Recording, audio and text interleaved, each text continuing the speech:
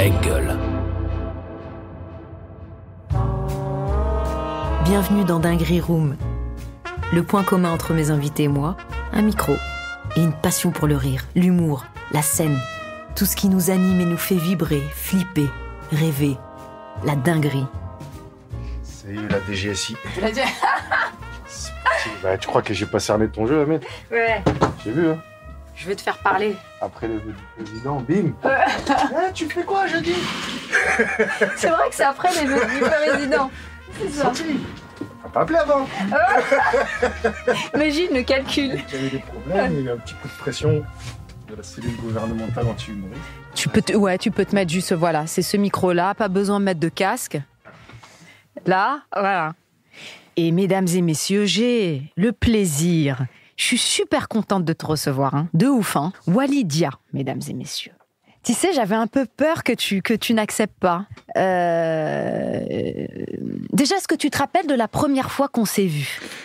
En fait, la c'est première fois. très bizarre parce que On s'est parlé un peu. Moi, je me rappelle de la première fois que je t'ai vu.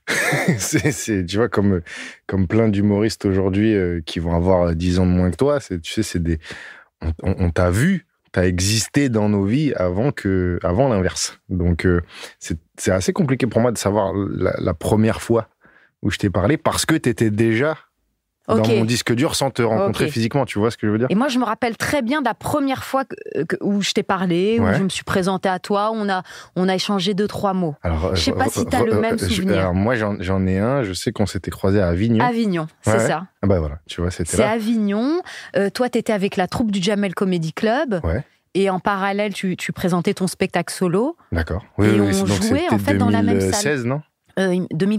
J'allais dire 2015, mais ça doit être 2016. C'est ça, ouais, 2015-2016. Ok, et d'accord. Moi, j'étais en train de créer le spectacle dans au Paris. Au Paris. Et Paris. Toi, tu joues au Paris. Ouais, je créais mon spectacle dans la petite salle, tu sais, celle qui est au fond à gauche, là. Ouais. Je crois que c'est 90 places, c'est trop bien, quoi, pour taffer. C'est canon, ouais. Et il y avait le Comedy Club qui faisait de la salle juste à côté. Ouais. Et donc, du coup, je faisais souvent... Je faisais les deux. Et donc, on s'est croisés, on a échangé 3-4 mots. Et à ce moment-là, je suis allée voir ton spectacle. D'accord. Ok. Je suis allée voir ton spectacle. J'étais avec Karim Debbouze, je crois, qui était dans la salle. Enfin, bref. À l'époque, ouais. Je sais pas si tu te rappelles. Il devait encore être là, puisqu'en 2016, il était là. C'était là où on finissait le spectacle, en fait. Il était venu quelques jours. Il a dit, je vais voir Walidia et tout. Je lui ai dit, je peux venir avec toi. Et donc, et j'étais venue te voir, j'ai adoré. Et c'est vrai qu'à cette époque, je te voyais. Je me dis, putain, quand j'ai vu ton spectacle, je me suis dit, ah ouais, c'est un bon spectacle, tu vois, c'est vraiment chouette et tout. Et c'est vrai qu'à ce moment-là, je te voyais, mais je te voyais pas trop. Je sais pas comment te dire. Les autres restaient, les gars de la troupe restaient, prenaient des cafés, des verres ensemble pendant longtemps. Et toi, t'avais plein de queutrues à faire.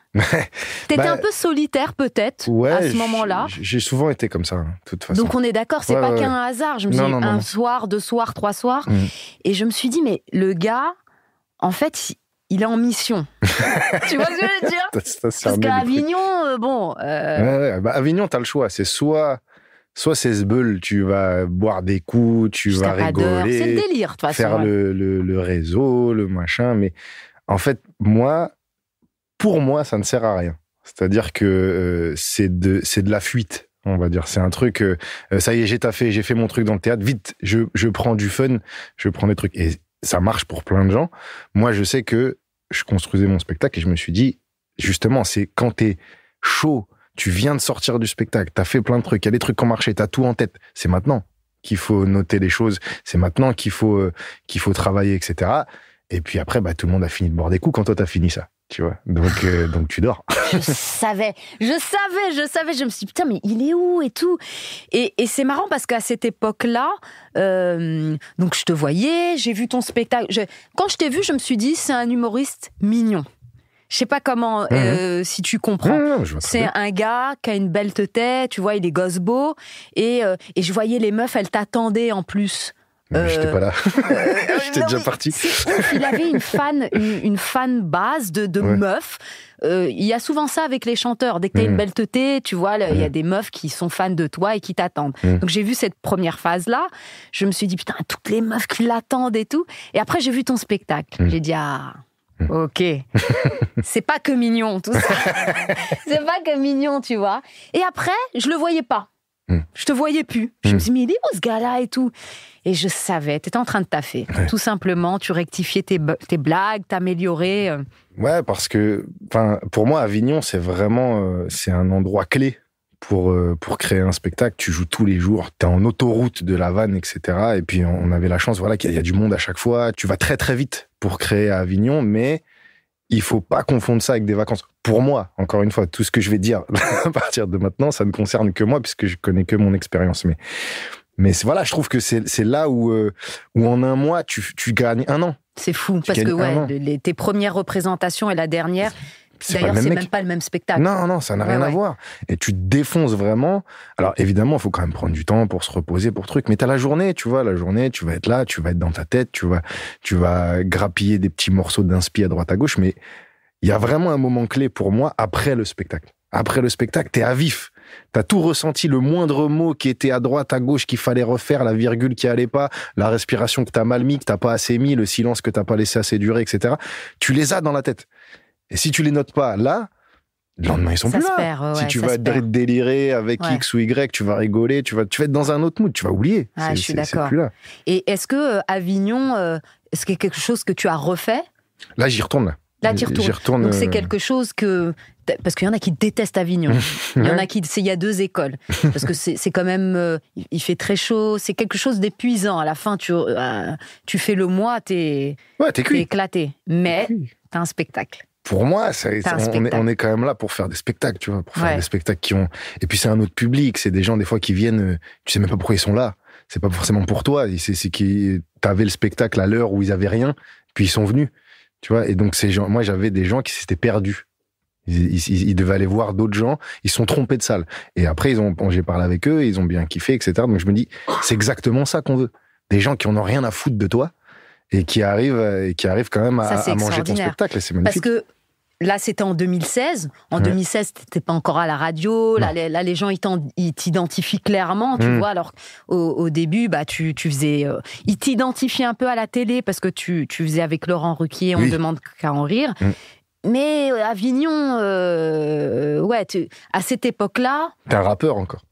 Absolument, un dé dans les VK. Tu vois, vraiment, t'es encore... C'est ça. Et à quel moment t'as rencontré ton public? Parce que moi, comment je t'ai senti? Je t'ai dit, je me suis dit, c'est le stand-upper mignon qui va parler un peu du quotidien et tout, sans avoir rien vu. Après, j'ai vu ton spectacle, j'ai dit, oula, ça creuse, le gars, il est en mission, il a des trucs à dire. Et est-ce que tu sentais ça? Est-ce que tu sentais qu'à Avignon, peut-être les gens venaient un peu comme ça? Est-ce qu'ils savaient ce qu'ils allaient voir? À quel moment il y a eu ton vrai public? Tu l'as rencontré? Est-ce que c'est au moment où tu as fait la radio? En fait, moi, j'ai commencé très vite à la télé. Concrètement, quand j'étais en demande qu'à en rire, ça faisait même pas un an que j'étais sur scène. Donc, t'étais dans un truc... en plus, c'était la guerre, cette émission. C'était, tiens, t'as ton sujet, dans 5 jours, tu vas faire un truc devant 1,5 million, 2 millions de gens. Tu l'as jamais testé, tu sais pas où ça va. C'est pour ça qu'on finissait avec des perruques. D'un moment, tu sais plus où t'es. Tu te prends des patates, t'as un tel du jury qui aime pas ta truc, t'as des bons buzz, des bad buzz. En fait, j'ai été plongé dans cette marmite-là tout de suite, donc je savais même pas qui j'étais. Je savais même pas encore qui j'étais, je savais même pas ce que je devais faire. T'as pas eu le temps de te trouver. Non, j'étais en stage. Ce que j'ai dit, j'ai fait un stage filmé. J'ai fait un stage filmé, un stage d'entreprise où tu sais pas ce que tu fous là, mais t'es là. Dans ce truc-là, t'as Jamel qui me tend la main, qui me dit bon, je t'ai vu là et tout. On est d'accord, t'es pas vraiment chez toi. T'es dans un truc, dans un programme. Viens voir dans ce programme-là. Viens voir nous comment qu'on fait. Voilà, tu vois, dans un truc. Et ceux qui me connaissent, quand j'ai commencé en demande qu'à en rire, j'avais déjà cet esprit dans demande qu'à en rire, un peu sociétal, politique, etc. Mon troisième sketch, c'est un terroriste au Pôle emploi. Tu vois, après, c'est un dictateur africain. Juste après, c'est un mec qui fait accoucher. Oui, c'est quand j'ai vu ça en 2016. Sarkozy. Et c'est vrai que ça va pas avec ton physique. Non. Est-ce que tu as eu ce truc-là de décalage? Je me suis jamais pris la tête, moi, sur mon image. Ouais. Au début, je Parce que tu t'habillais bien. Enfin, tu t'habilles toujours bien, mais t'avais par rapport... Non, t'es un clochard maintenant. Non, mais par rapport à la troupe, il y avait vraiment un truc... J'avais cette espèce d'imagerie fashion, américaine, gosse tu beau. vois. Ouais.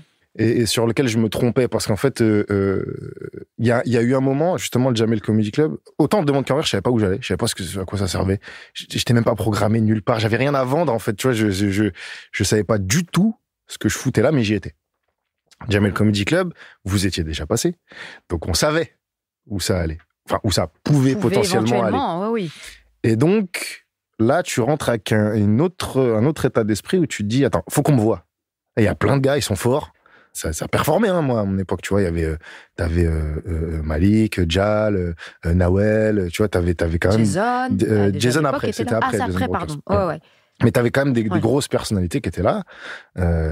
Et donc, du coup, faut que t'existes. Et malheureusement, au Comedy Club, quand je faisais mes trucs un peu plus sociétaux, un peu plus machin, c'était pas ça. Il y avait pas... On se comprenait pas avec les gens en face. Et malheureusement, dès que j'allais sortir un accent, dès que j'allais sortir le carton, tu retournais la salle. Ça l'a fait beaucoup pour notre génération aussi. Et hein. en face, c'était des Noirs et des Arabes. Hein. C'était pas le Noir qui fait rire les Blancs avec des accents. C'était nous face à nous. Et la vérité, c'est que certains sujets un peu plus profonds, à ce moment-là, ne trouvaient pas preneur. Et donc, du coup, tu dis, attends, quand je fais mon daron, je brûle tout. Je prends des gros rires et tout. Je vais faire mon daron, sinon j'existe pas, tu vois. Et c'est qu'on avait le même délire, le même truc, et ça enferme. Bien sûr, ça te met des mauvais codes, ça te met des mauvais réflexes. Mais tu sais, je me comparais comme aux rappeurs qui se sont rendus compte, tu sais, avec un titre Zumba, ils arrivaient sur énergie, tu vois. C'est ça. Ben, nous, et là, il pareil. y a le cash flow money qui arrive, et il y a le succès et tout, mais t'es pas yambe. Mais t'es pas toi. Bien. T'es pas toi. Et donc, je fais ça pendant 2-3 ans, mais je me sens pas légitime. Je me dis, mais non, c'est bien, c'est sympa, mais je suis pas fier. Je suis pas fier. Je suis pas fier. Tu vois, je me bats pas pour que les gens regardent mon truc, même en termes de promo. Tu sais, je m'affichais pas sur tous les réseaux, je le criais pas. Putain. Tu vois, c'est pas ce que je veux. Wally, je connais ça par cœur, mais par cœur. Ouais, c'est terrible. Donc t'es là, t'es en demi-teinte, t'es en promo vite fait. Ouais, t'as honte. T'as honte un peu. Un petit peu. C'est avec le recul, je me rends compte, tu vois, parce qu'aujourd'hui, j'ai pas du tout ce truc-là. Tu vois, aujourd'hui, tu peux venir, même tu me dis, tu vas jouer un vendredi matin, 9h30 devant tout le Paris. J'en ai rien à foutre. Ce que j'ai à dire, parce je vais le dire. Parce que t'es en accord avec toi-même, tout simplement. Je vais le dire. Ouais. J'ai aucun problème avec ça. Mais et t'assumes tout. Tout. Et j'assume même les erreurs. C'est ce que je dis un peu partout. Je dis, il y a un truc dont je suis sûr, c'est qu'un jour, je décevrai des gens. Mais je m'en tape. Parce que on a le droit à l'erreur. Je fais le comparatif là avec les politiques qui font des erreurs toute la journée, les flics qui vont tabasser 5000 mecs qui vont avoir un blâme. Nous, on fait une mauvaise vanne, il faudrait qu'on aille s'enterrer dans la forêt. Ouais, ça suffit. C'est bon. Maintenant, je tente ce que j'ai envie de tenter. Je suis moi-même, ça m'a fermé certaines portes, mais je m'en serais fermé tout seul en restant dans le délire, je fais ce qui marche là, comme ça. Et je suis content d'avoir quitté cette idée-là. T'as fait vraiment je te jure, ton chemin, je m'y attendais pas. je savais que t'allais faire quelque chose, mais ce chemin-là, il est super, quoi. En fait, t'as pris le chemin de la liberté, finalement. C'est le bon mot. C'est ça, c'est que je me rends compte aujourd'hui que vouloir plaire à la fois au milieu de l'humour, au métier de télé, de cinéma, à la presse, oh là là, c'est un chantier que tu vas perdre. Tu vas le perdre parce qu'ils sont pas là pour t'aider, ils sont pas là pour te faire plaisir, ils sont là, ils ont chacun des intérêts qui sont loin de ce que tu veux toi. Et en fait, tu te perds. Tu perds. Tu perds tout. Tu perds parce que là où ils vont te kiffer, ça veut dire qu'ils vont moins te kiffer à droite. Autant être en accord avec toi-même, et au moins ceux qui te kifferont, ils vont être dans le même délire. Ouais. Et je me rends compte qu'en fait, ceux qui sont dans mon délire aujourd'hui, ils sont plus nombreux que ceux que j'avais avant quand j'essayais de séduire, d'être bien repassé, tu vois, d'être bien repassé, d'être bien truc. Mais c'est normal, il faut passer par là parce que surtout j'avais au moment où je fais cette espèce de changement, j'ai 25 ans, 26 ans. Et qu'est-ce qui fait que tu prends le déclic? Tu dis, oulala, attends, là, je vais essayer de plus plaire à la masse ou à des gens du game ou à des producteurs et tout. Je veux essayer d'être aligné, ouais. Je pense que c'est quand... C'est très con, hein, mais déjà quand j'ai eu une espèce de sécu financière, j'avais fait un film, j'ai un truc où je me dis, tu sais, moi j'avais une phobie, hein, c'est de perdre mon logement. C'est un truc que j'ai toujours eu petit. J'ai la même phobie. C'est ouf. Ouais. J'ai le toit sur la tête, je l'ai appelé. Bah ouais, trop d'huissiers. Tu vois, ce trop truc, de lettres, de bonjour, il va falloir... barrez-vous. Alors que, tu vois, j'ai pas grandi dans la pauvreté, ouais, mais j'ai grandi dans l'angoisse du loyer. C'est-à-dire que j'ai vu ma mère pleurer parce que fin de mois difficile et machin. Et ma question, c'était, est-ce qu'on va finir clochard? C'était mon angoisse. Tu vois, mon angoisse de trucs. La même truc. Pour moi, c'est la street direct. On n'a pas des maisons de campagne au cas où, réfléchir. C'est tout de suite, c'est la street. Entre toi et dehors, il y a un salaire. Ouais. Tu vois, entre toi et dehors, il y a juste un salaire. Vois, c'est normal qu'on panique un petit peu. C'est ça. Donc, j'allais aussi chercher ça. J'allais chercher la thune. Tu vois, comme je t'ai dit, ce métier, il y en a beaucoup, c'est une passion depuis qu'ils sont petits et tout. Moi, c'est un délire qui s'est transformé en réalité. Et cette réalité, quand t'as tes premières payes, tes trucs, tu dis, ah ouais, moi je travaille depuis que j'ai 15 ans, tu vois, j'ai travaillé dans plein de trucs. Et là, tu dis, attends, là, j'ai fait 7 minutes, j'ai 120 balles. Mais attends, je peux faire 7 minutes plusieurs fois dans la semaine? Jamel, viens voir. Moi, je peux jouer le mercredi à 14h. Mets-moi à 14h. J'ai pas de spectacle, mais je vais en écrire un, t'inquiète pas. Je dormais même dans les loges du Comedy Club des fois, parce que j'habitais pas à Paris. Tu vois, j'habitais à Nantes, je dormais dans les loges avant de prendre le premier truc. Je m'étais arrangé avec la femme de ménage quand Jamel, il a vu ça. Putain. Il était mort de rire. Il me crame un matin. J'étais en bas, tu sais, sur les tables en train d'écrire. Il me voit le matin, mais genre à 9h30. Ouais. Je me dis, qu'est-ce que tu fais là, toi, à 9h30? Il me dit, il y a personne qui vient à 9h30 ici. Et je lui ai pas dit, tu vois, mais après, tu sais, ça parle, tu vois, le truc et tout. Et c'était notre regretté Pag qui lui avait dit. Oui. Mais parce que voilà, j'avais fait des trucs. Oui, passe pas. Mais il avait raison, heureusement. Non, c'était au contraire. C'est bienveillant, bien sûr. Check-le parce que, tu vois, il vient. Il galère, quoi, tu vois. Il fait ses c'est trucs, loin, Nantes, il a la dalle, il a envie de bien faire. Et donc, c'est là qu'il m'a proposé après de faire le spectacle et tout. C'est quand il m'a vu ce matin-là. Ouais. Il m'a vu à 9h30. Lui, il passait parce qu'il devait faire une interview de trucs. Incroyable. Il m'a vu là, il m'a dit, t'es là sur un coin de table, là, truc. Oui, ça n'existe pas. Non. Un humoriste à 9h30, ça n'existe pas. J'avais pas le choix, parce qu'en vrai, je le faisais pas, ça. Je me réveillais pas à 9h30 pour truc. Mais là, j'étais obligé, tu vois. Et donc, voilà. Et donc, je suis dans cet état-là. Ça rentre un peu. J'ai découvert le système des droits d'auteur avec la télé, où tu te dis, mais oh, lolo, sérieux? Tu sais, des sommes bonus. Ouais, les sommes bonus, tu sais pas, elles arrivent comme ça. Donc, mais la difficulté dans ce métier, c'est vrai qu'il y a des grosses sommes qui arrivent comme ça. Mais c'est pas régulier. 1000 balles, 2000 balles, mais il faut se calmer dès qu'on les reçoit parce que tu dois tenir des mois avec tout ça. Parce que c'est pas tout le temps. Et donc, je vois ça, et je me démerde pour grappiller et tout à droite à gauche, et à un moment, je me dis, OK, là, il y a plus personne qui va me mettre dehors. J'ai mes heures. Je suis intermittent du spectacle, peut-être. Ouais, c'est ça. J'ai mes heures, j'ai mes trucs. Je suis allé me foutre dans le 93, tu vois, pas... J'ai un loyer par heure. Voilà, c'est ça, pas de problème et tout, je me démerde. Mais ça y est, on peut plus me tège. Et quand j'ai senti ça, incroyable. Je me suis dit, à partir de là, vamos. Détends-toi et fais ce dont tu as envie. Vamos, amuse-toi. Évidemment, il faut manger, évidemment, il y a la famille à entretenir, etc. Tu vois, mais ça y est, on va plus te mettre dehors, c'est impossible. Tu vas plus retourner bosser dans les tafs que t'as pas eu envie de faire et tout ça.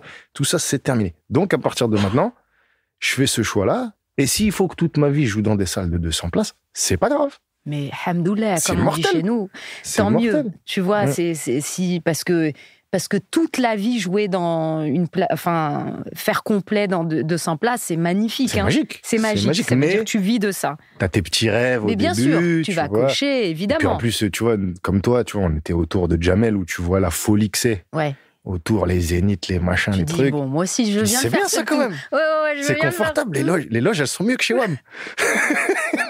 Et toutes les lampes, elles marchent autour du miroir. Quand tu demandes à faire repasser, Il t'envoie pas, tu sais, les espèces de plaques d'égout, là. Tiens, non, il y a quelqu'un qui va avec le fer à repasser. Qui te repasse de temps en temps. Te repasse, ta qui chemise. te truc. En plus, à l'époque, il avait été assistant, machin et tout.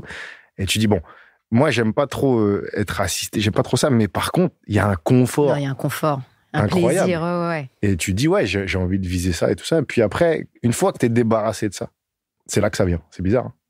C'est une fois que t'es débarrassé de ce truc de je veux aller là où tu sais, en plus on se fait manger la tête par tous ces trucs de motivational ça m'énerve ça. Il faut que t'ailles en haut, faut que tu fasses, faut que tu dors pas, mais surtout dors. sur les réseaux. Ouais, dors en fait. mon pote. Ouais. Repose-toi, dors, prends le temps, prends du recul et ça va venir. Mais et en fait, j'étais dans cette mentale trop rapide et tout, puis après j'ai tout arrêté. T'as calmé le jeu. J'ai même arrêté de travailler avec Def Jam et tout, tu vois, mais en très bon terme. En très bon terme. J'ai envie de voir un peu ailleurs, de rien faire, mais. Mais je veux personne au-dessus qui me dit quoi que ce soit. Putain, je le savais ça. Mais tu sais, déjà en 2016, ça se sentait. C'était là, mais en plus c'était à ce moment-là. Ah bah tu vois, ça se sentait, ta manière de marcher, ta manière de rester. T'étais là un peu, mais pas trop. Pam, pam. On sentait que t'avais envie de faire tes trucs. Mais c'est exactement ça. Je me suis jamais senti, et c'est pas mauvais ce que je veux dire, mais jamais intégré au milieu humoristique. J'aime beaucoup de gens dans ce métier. Il y a plein de gens avec qui je m'entends très très bien. Mais je le vois parce que je te vois pas dans les clubs. Quand alors que j'y suis. Testé. Alors que j'y suis. Là, pas là parce que j'étais en tournée et que j'ai mon spectacle depuis. Mais c'est quelque chose que tu fais. J'ai beaucoup fait ça. Je t'ai jamais rencontré. Bah pareil, parce que je reste pas. Tu vois, les gens que je crois, c'est les gens qui jouent au moment où je joue. Tu vois, si on n'est pas sur le, tu vas pas rester et tu vas choisir peut-être aussi des clubs dans lesquels tu te sens bien. Ou honnêtement, tu vas je me sens bien partout. Moi, j'ai pas, tu sais, les espèces de guéguerres intestines entre les lieux. Oui, parce qu'il y en a qui vont aller que là ou que là, parce qu'ils mais se sentent bien. Personne n'en parle de ça. Tu vois, c'est-à-dire, il y a aucun gérant de plateau qui va me dire à moi, va pas là parce que sinon tu viendras plus là et tout. Oui, moi non plus, mais parce que c'est. Si y en a un qui me dit ça, je dis, t'es sûr? T'es sûr, tu veux? Je jouais là, t'étais pas là encore. C'est pour ça. Ils peuvent pas se permettre parce que t'étais pas encore là. T'étais pas là. Donc, tu vois, c'est pas toutes ces guéguerres-là, je m'en fous. Et mais c'est des choses que tu fais, les plateaux. Bien sûr. Et tu t'aimes bien, enfin, tu trouves ça nécessaire de tester. Bien sûr. C'est nécessaire, mais il faut pas que ce soit une mécanique. Pour moi, encore une fois, je le répète à chaque fois, c'est dans ma façon de travailler. Faut pas que ce soit une mécanique récurrente, parce qu'après tu n'avances pas. T'avances pas et tu absorbes les codes de plateau. Moi, je le vois, sans dénigrer ou quoi, mais tu vois les mecs. Voilà, il y a un peu le même flow, un peu crooner, la façon de poser son coude sur le pied de micro, le truc, tu vois, mettre des petites bagues à la main qui portent le micro, machin. Prendre le micro juste au bout, comme ça, et pas là.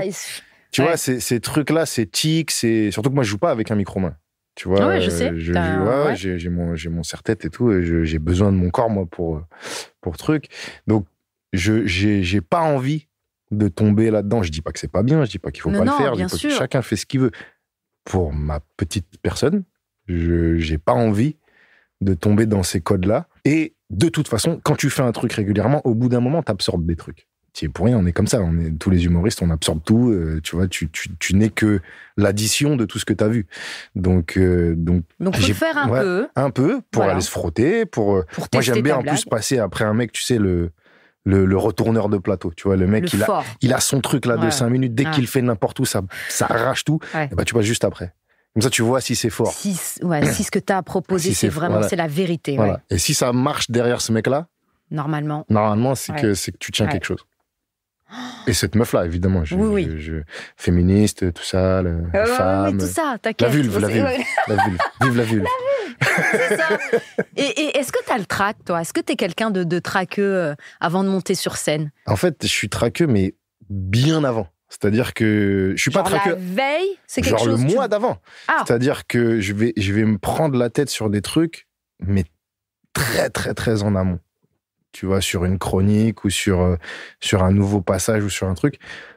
Le moment où j'arrive, où c'est au moment de le faire, je ressens déjà plus rien. C'est-à-dire que les angoisses, je les ai prises, mais mais Bien violente, hein, mais avant. Et c'est quoi est-ce que c'est physique? Est-ce que c'est des angoisses qui te font mal au ventre, qui te font douter, ou c'est... C'est plus...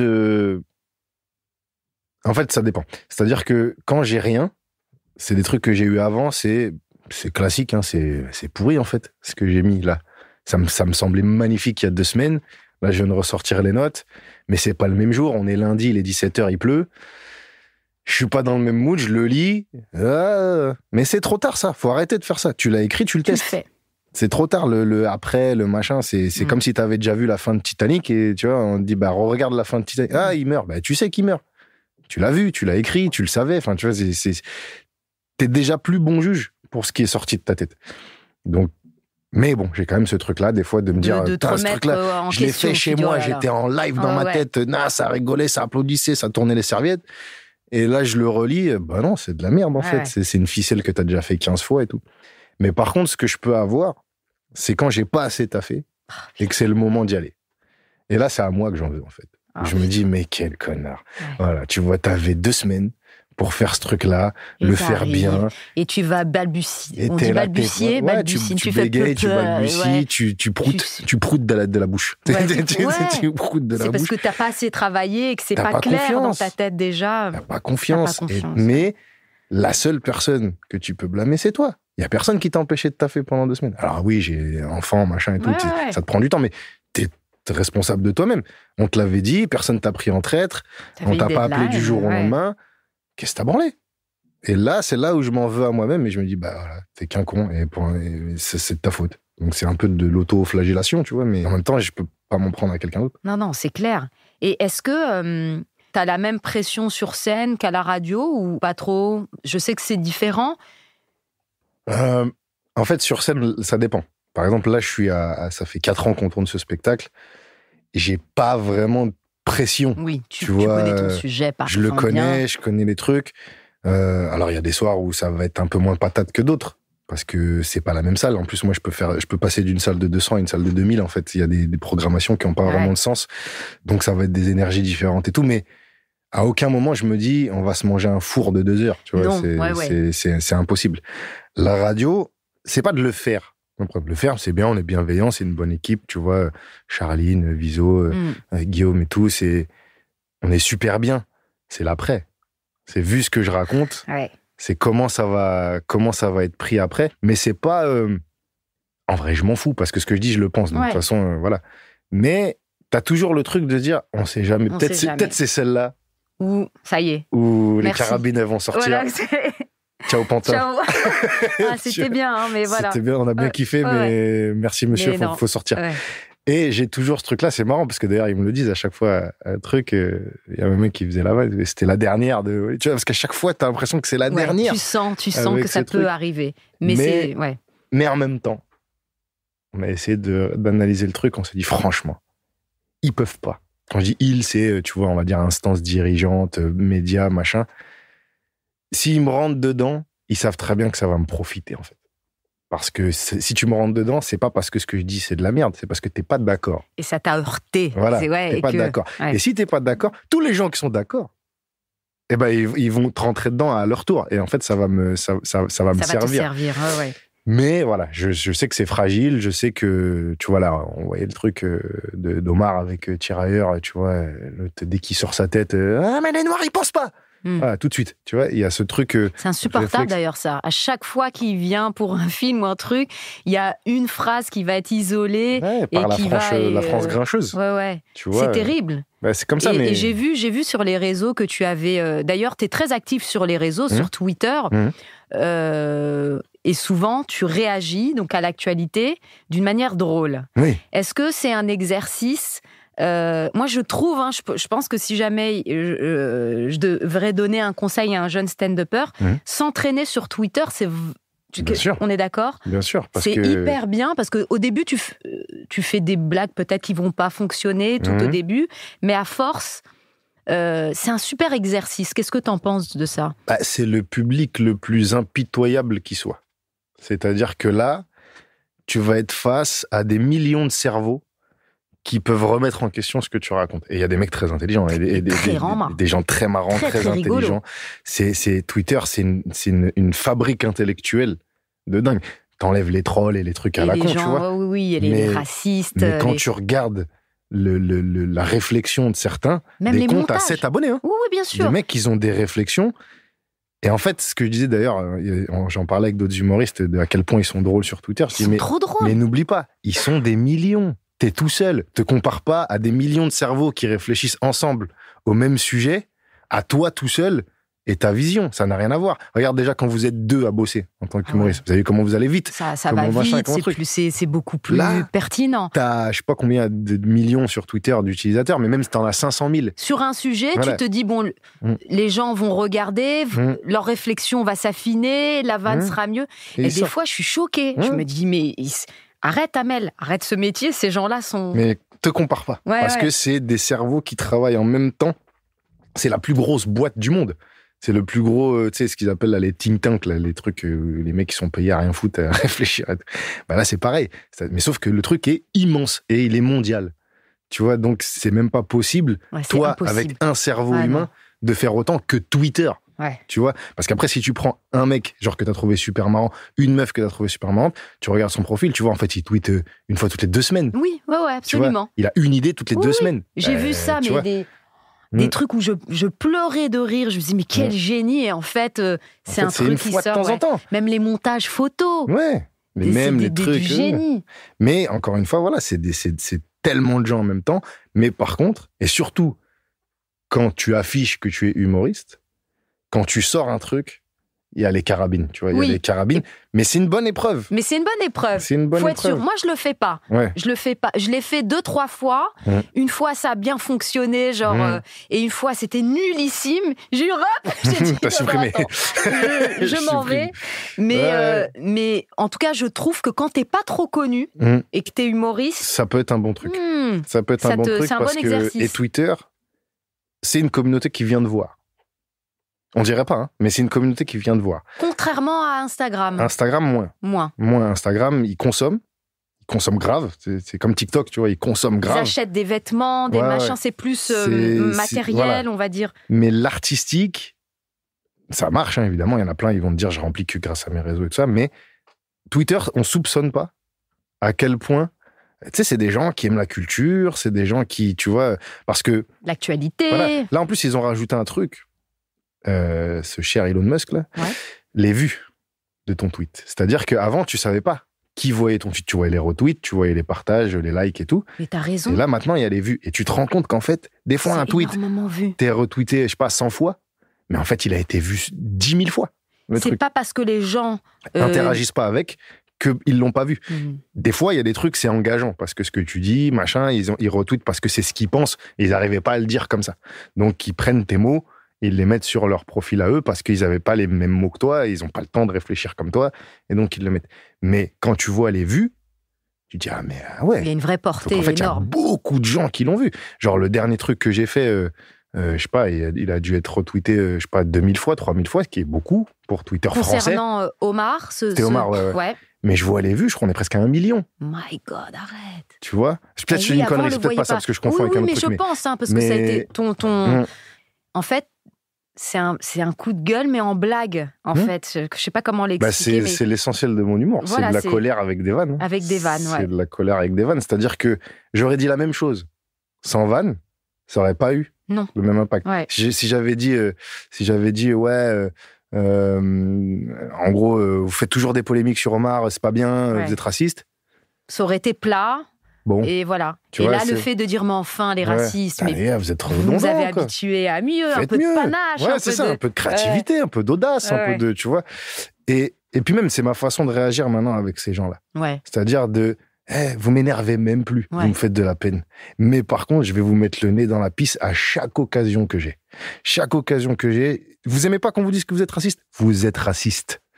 Je vais articuler, et je vais le dire, et je vais trouver tous les synonymes de racisme. Tout ce que vous n'aimez pas qu'on vous dise, parce que je m'attends pas à ce qu'un raciste reconnaisse qu'il est raciste.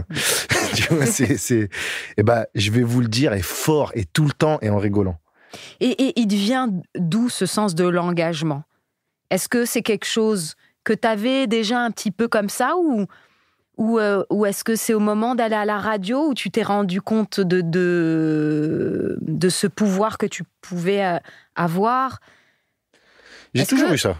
J'ai toujours eu ça. Je te dis, dès que j'ai démarré avec On ne demande qu'à en rire, les trucs qui me venaient spontanément, c'était ça. J'ai toujours eu cette vision-là, sauf que plus jeune, j'avais pas les armes pour être pertinent sur ces trucs-là. Tu vois, tu connais rien.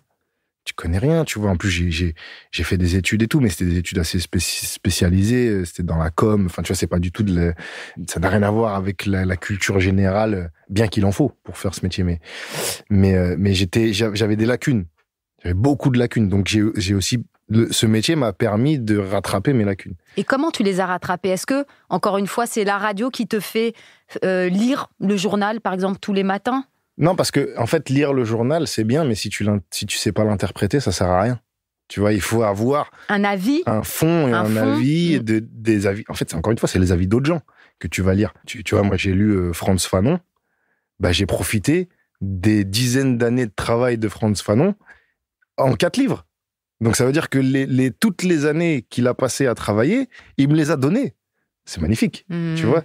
Il me les a donnés, ça me prend 5-6 mois à tout lire. Je retiens pas tout, mais qui te dit de lire Frantz Fanon? C'est indirectement, c'est mes parents. Sans qu'ils me le disent direct, tu vois, mais ma mère, elle lisait... Eux avaient une belle culture générale, est-ce que... Énormément. Ils lisaient de manière industrielle, même maintenant, je veux dire, ils lisent de manière industrielle. Ça veut dire quoi, de manière industrielle? Ma mère, elle doit lire, je sais pas moi, 5-6 livres par semaine. Mais non, arrête. Je te jure. C'est une moyenne, tu vois. Elle avait un métier de prof ou non, elle était infirmière en psychiatrie.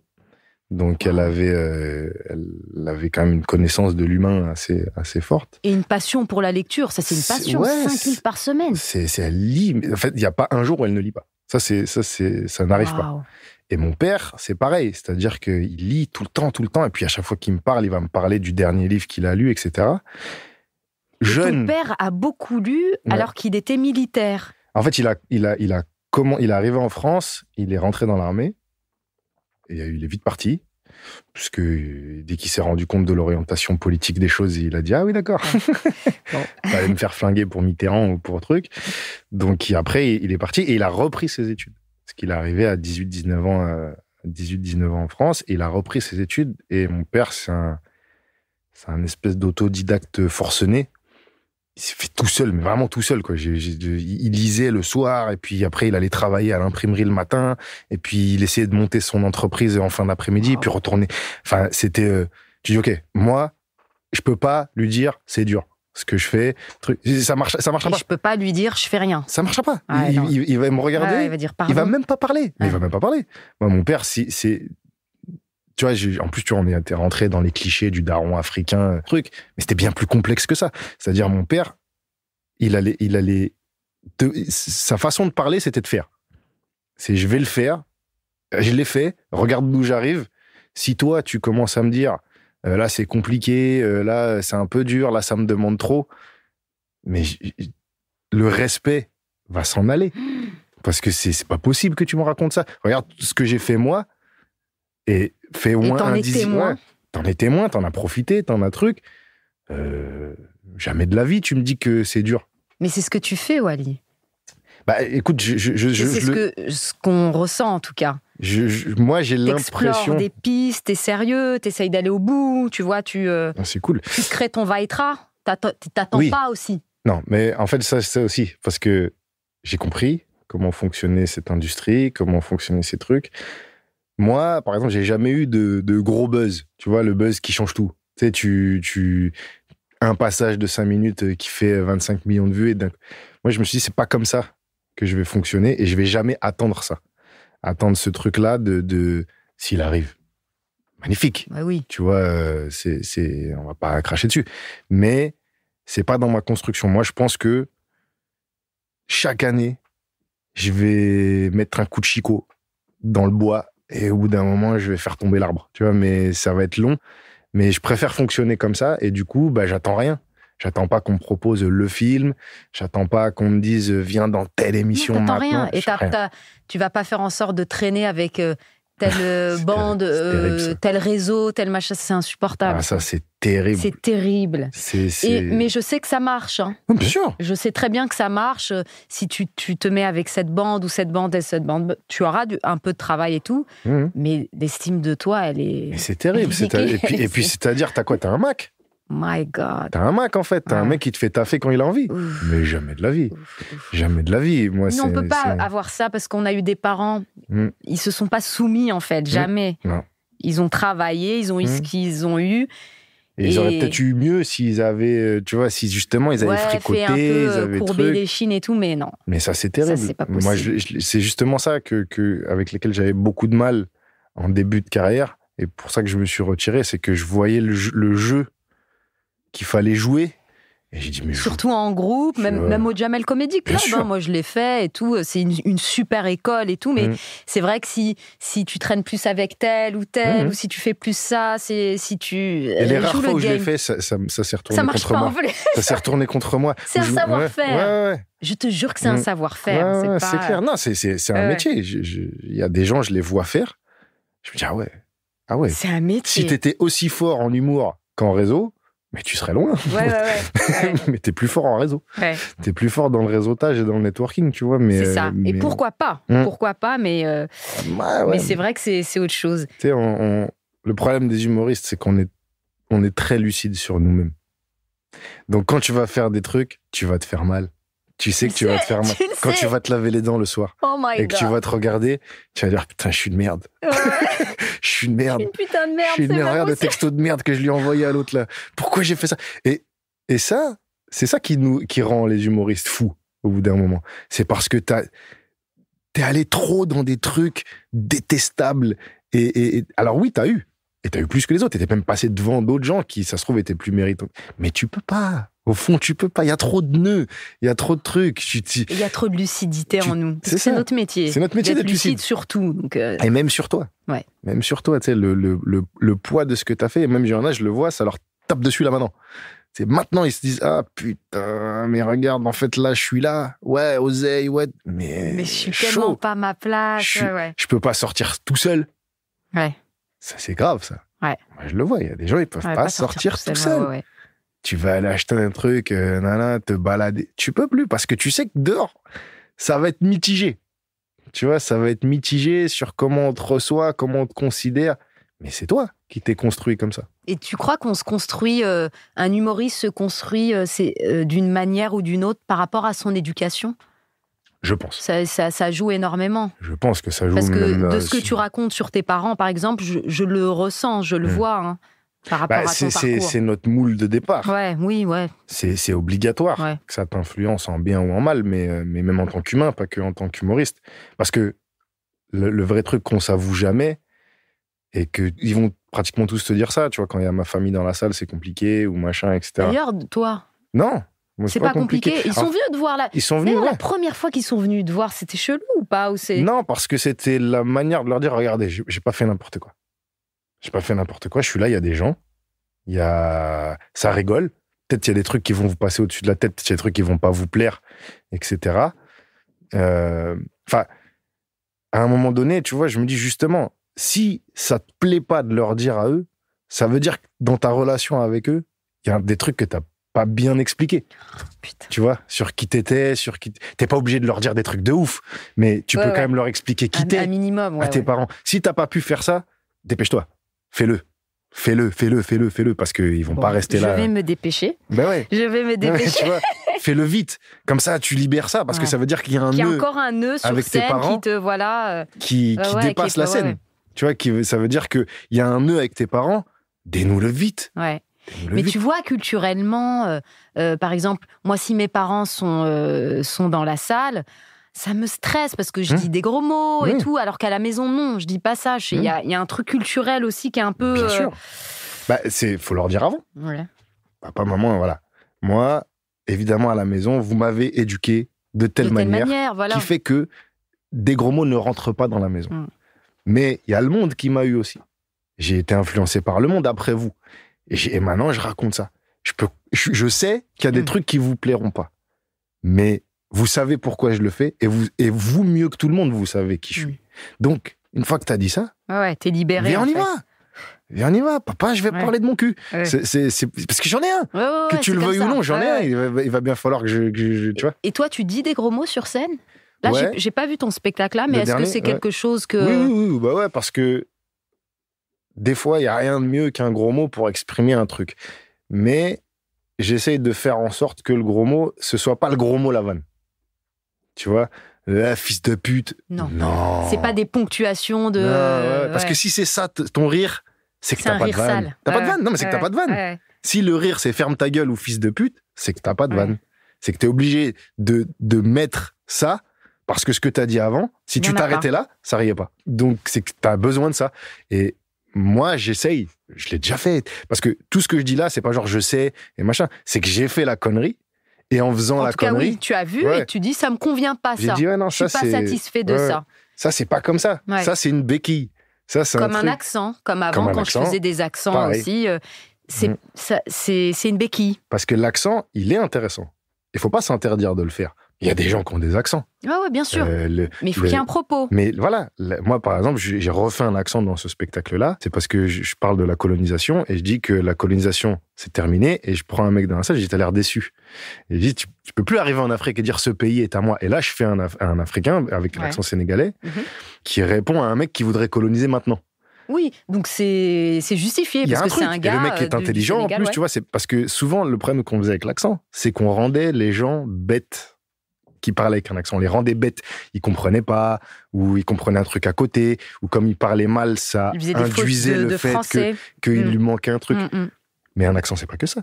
Il y a des gens qui sont des érudits qui ont un accent. Qui ont un accent. Nos parents sont très intelligents. Enfin, le mien a un accent et c'est quelqu'un de très intelligent. Et on a confondu le fait d'avoir un accent et d'être bête. Ouais. Et c'est ça, c'est là-dedans qu'on est tombé. On était dans une espèce d'autoflagellation, d'autodétestation de nos origines qui n'est pas de notre fait, qui est du fait du pays dans lequel on vit, où on a grandi en étant à côté des standards de beauté, à côté des standards d'embauche, à côté des standards d'insécurité. Tout ce qui se rapportait à nous était mauvais. Donc, forcément, quand ça ressort, tu ressors ce que tu as ingurgité, tu ressors le mauvais. Comment on nous considérait, des illettrés analphabètes qui savent rien, à part casser et foutre la merde, etc. Tu ressors ça. Nous, on fait pas assez le point sur à quel point on a été impacté par des choses. Tu vois, j'ai un truc tout con, mais rien qu'au niveau des cheveux. Ah bah, écoute, moi j'ai des sketchs sur le fait de faire des brushings et quand il fait chaud, de boucler, et que, en fait, le truc bien, c'est d'avoir les cheveux raides, tu vois, et dès que je boucle, on dirait un gremlin, et les gens rigolent. Voilà. Donc, parce que, tu t'auto-fouettes. Putain de ça. Tu t'auto-fouettes parce que c'est... Mais ça m'énerve. Ouais, mais après, j'ai lu les livres de Rokhaya Diallo sur Afro, après je suis allée à des colloques et tout, et je me suis éduquée, j'ai dit non. Et tu vois, du coup, à quel point c'est important de se dire, vas-y, maintenant, je leur rentre dedans. Parce que sinon, t'es tout le temps en train de reproduire ce qu'on t'a fait subir tout le long de ta vie, que ce soit en humour, en chanson, en ce que tu veux. Parce que l'artistique, c'est juste ressortir ce qui peut pas rester dans ton corps. Ouais. Donc, Et si tu fais des blagues comme ça, pour le brushing et les gremlins, moi, il y a beaucoup de meufs rebeux qui vont venir me voir, elles vont rire de ça, et je vais mal les éduquer, en fait. Parce qu'elles viennent rire, pourquoi ? Parce qu'elles partagent la même souffrance. Ouais. Mais elles s'identifient, mais à moi de donner le bon message, tu vois. Mais cette même souffrance, tu peux la switcher en étant à dire, tu sais, nos cheveux, ils en veulent pas. C'est ça ton propos. Et ils sont beaux. Ils sont beaux. Et eux, ils en veulent pas. Donc c'est eux qui les rendent. Qui ont un problème avec ces cheveux. Voilà. Et ça, mais ça, tu peux le faire que quand tu as confiance et que tu maîtrises ton outil. Et que c'est pour ça que, par exemple, si tu arrives dans le milieu de l'humour à 30 ans, oui, tu as déjà plus de. Tu vois, tu as pris un peu. Mais comme on est tous arrivés à 20 piges, où tu étais complètement. Tu veux encore plaire, tu veux truc. Tu penses même pas trop à ça. Tu penses pas parce que. Tu veux le light, la lumière. Tu veux qu'on t'aime. Ouais. Tu veux qu'on t'aime. Ouais. Et pour toi, rire égale amour. Mais le rire, là, il y a tellement d'étages, il y a tellement de trucs, qu'à un moment donné, il faut se dire, OK, non. Est-ce que je suis encore c'est un grand mot, mais un esclave de tout ça, et je fais ce sur quoi on m'attend, et ce sur quoi ça rassure tout le monde, ou, vas-y, je prends une caisse déglinguée, et j'y vais tout seul. Ça sera déglingué au début. Tu reprends tout au début, tu recommences tout. Mais c'est pas grave. C'est pas grave parce que au moins, puis t'as des enfants, tu vois. Ouais. Tu te dis, je leur laisse quoi. Je pense qu'après, faut pas non plus se poser en justicier. Non, oui, tu vois, sans être donneur de leçons moi, non plus. Il y a des mecs qui me font marrer sur des sketchs, sur des spaghettis. Tu vois, ça me fait marrer. Moi, je pourrais pas faire ça. Mais je trouve que c'est drôle. Bien sûr. Et qu'il faut le faire. C'est nécessaire. C'est juste à un moment, et malheureusement, en tant que descendant d'immigrés, tout quanti, on a un délire à créer quand même. Quand même. Alors, souvent, tu vois les artistes dire ouais, je suis pas un exemple, je suis pas un truc. Si, mais c'est pas toi qui décide. C'est pas toi qui décide. Tu peux pas être partout, affiché partout, crier et dire je suis pas un. T'es un exemple. T'es pas forcément un bon exemple, mais t'es un exemple. Que tu le veuilles ou non. Choisis. Je préfère être un bon exemple ou un mauvais exemple. Mais encore une fois, le choix, il t'appartient. Et depuis que t'es daron, je sais pas quel âge a ton enfant, il a 6 ans. Elle, oui. Elle, pardon, excuse-moi, elle a 6 ans. Est-ce que t'as dans ta manière d'écrire les blagues, est-ce qu'au moment où tu as eu ton enfant, il y a eu un changement? Oui. C'est clairement. Hein. Bah, c'était le truc de. Okay, on l'a tous, ça. Dès qu'on a un enfant. Là, on parle plus de carrière, on parle d'héritage. De qu'est-ce que tu laisses. Ce truc, ouais. Qu'est-ce que tu laisses. Et surtout, je me dis, en fait, je vais me servir de mes spectacles pour lui dire des trucs que j'aurais peut-être pas le temps de lui dire, ou pas l'occasion. Tu vois, des choses, des mécanismes, des trucs, où peut-être je rentrerai jamais dans ces discussions avec ma gosse. Tu vois, c'est possible. Hein. J'aimerais bien. Et je fais tout pour qu'on discute pour trucs, mais plus ça grandit, plus ça va vite, et plus, au bout d'un moment, ils sont dans d'autres problématiques. Oui, et puis ils sont avec d'autres gens aussi, tu passes moins de temps. Et t'auras pas le temps de lui expliquer tout ça. Donc du coup, mon spectacle, le fil rouge, comme on appelle ça, voilà, c'est en gros, je cherche des exemples pour cet enfant. Voilà. Qu'est-ce que je vais lui montrer et dire, tiens, regarde, et va dans ce sens-là, ça ira bien. En fait, j'en trouve pas. Je fais tout, je fais la télé, la musique, la politique, les trucs, et je me rends compte qu'il y en a pas. Et après, je me dis, attends, en fait, ça n'existe pas réellement, les exemples. C'est-à-dire que à un moment, tu es un exemple, et à un autre moment, tu l'es plus. Tu vois, et c'est ça qu'il faut accepter.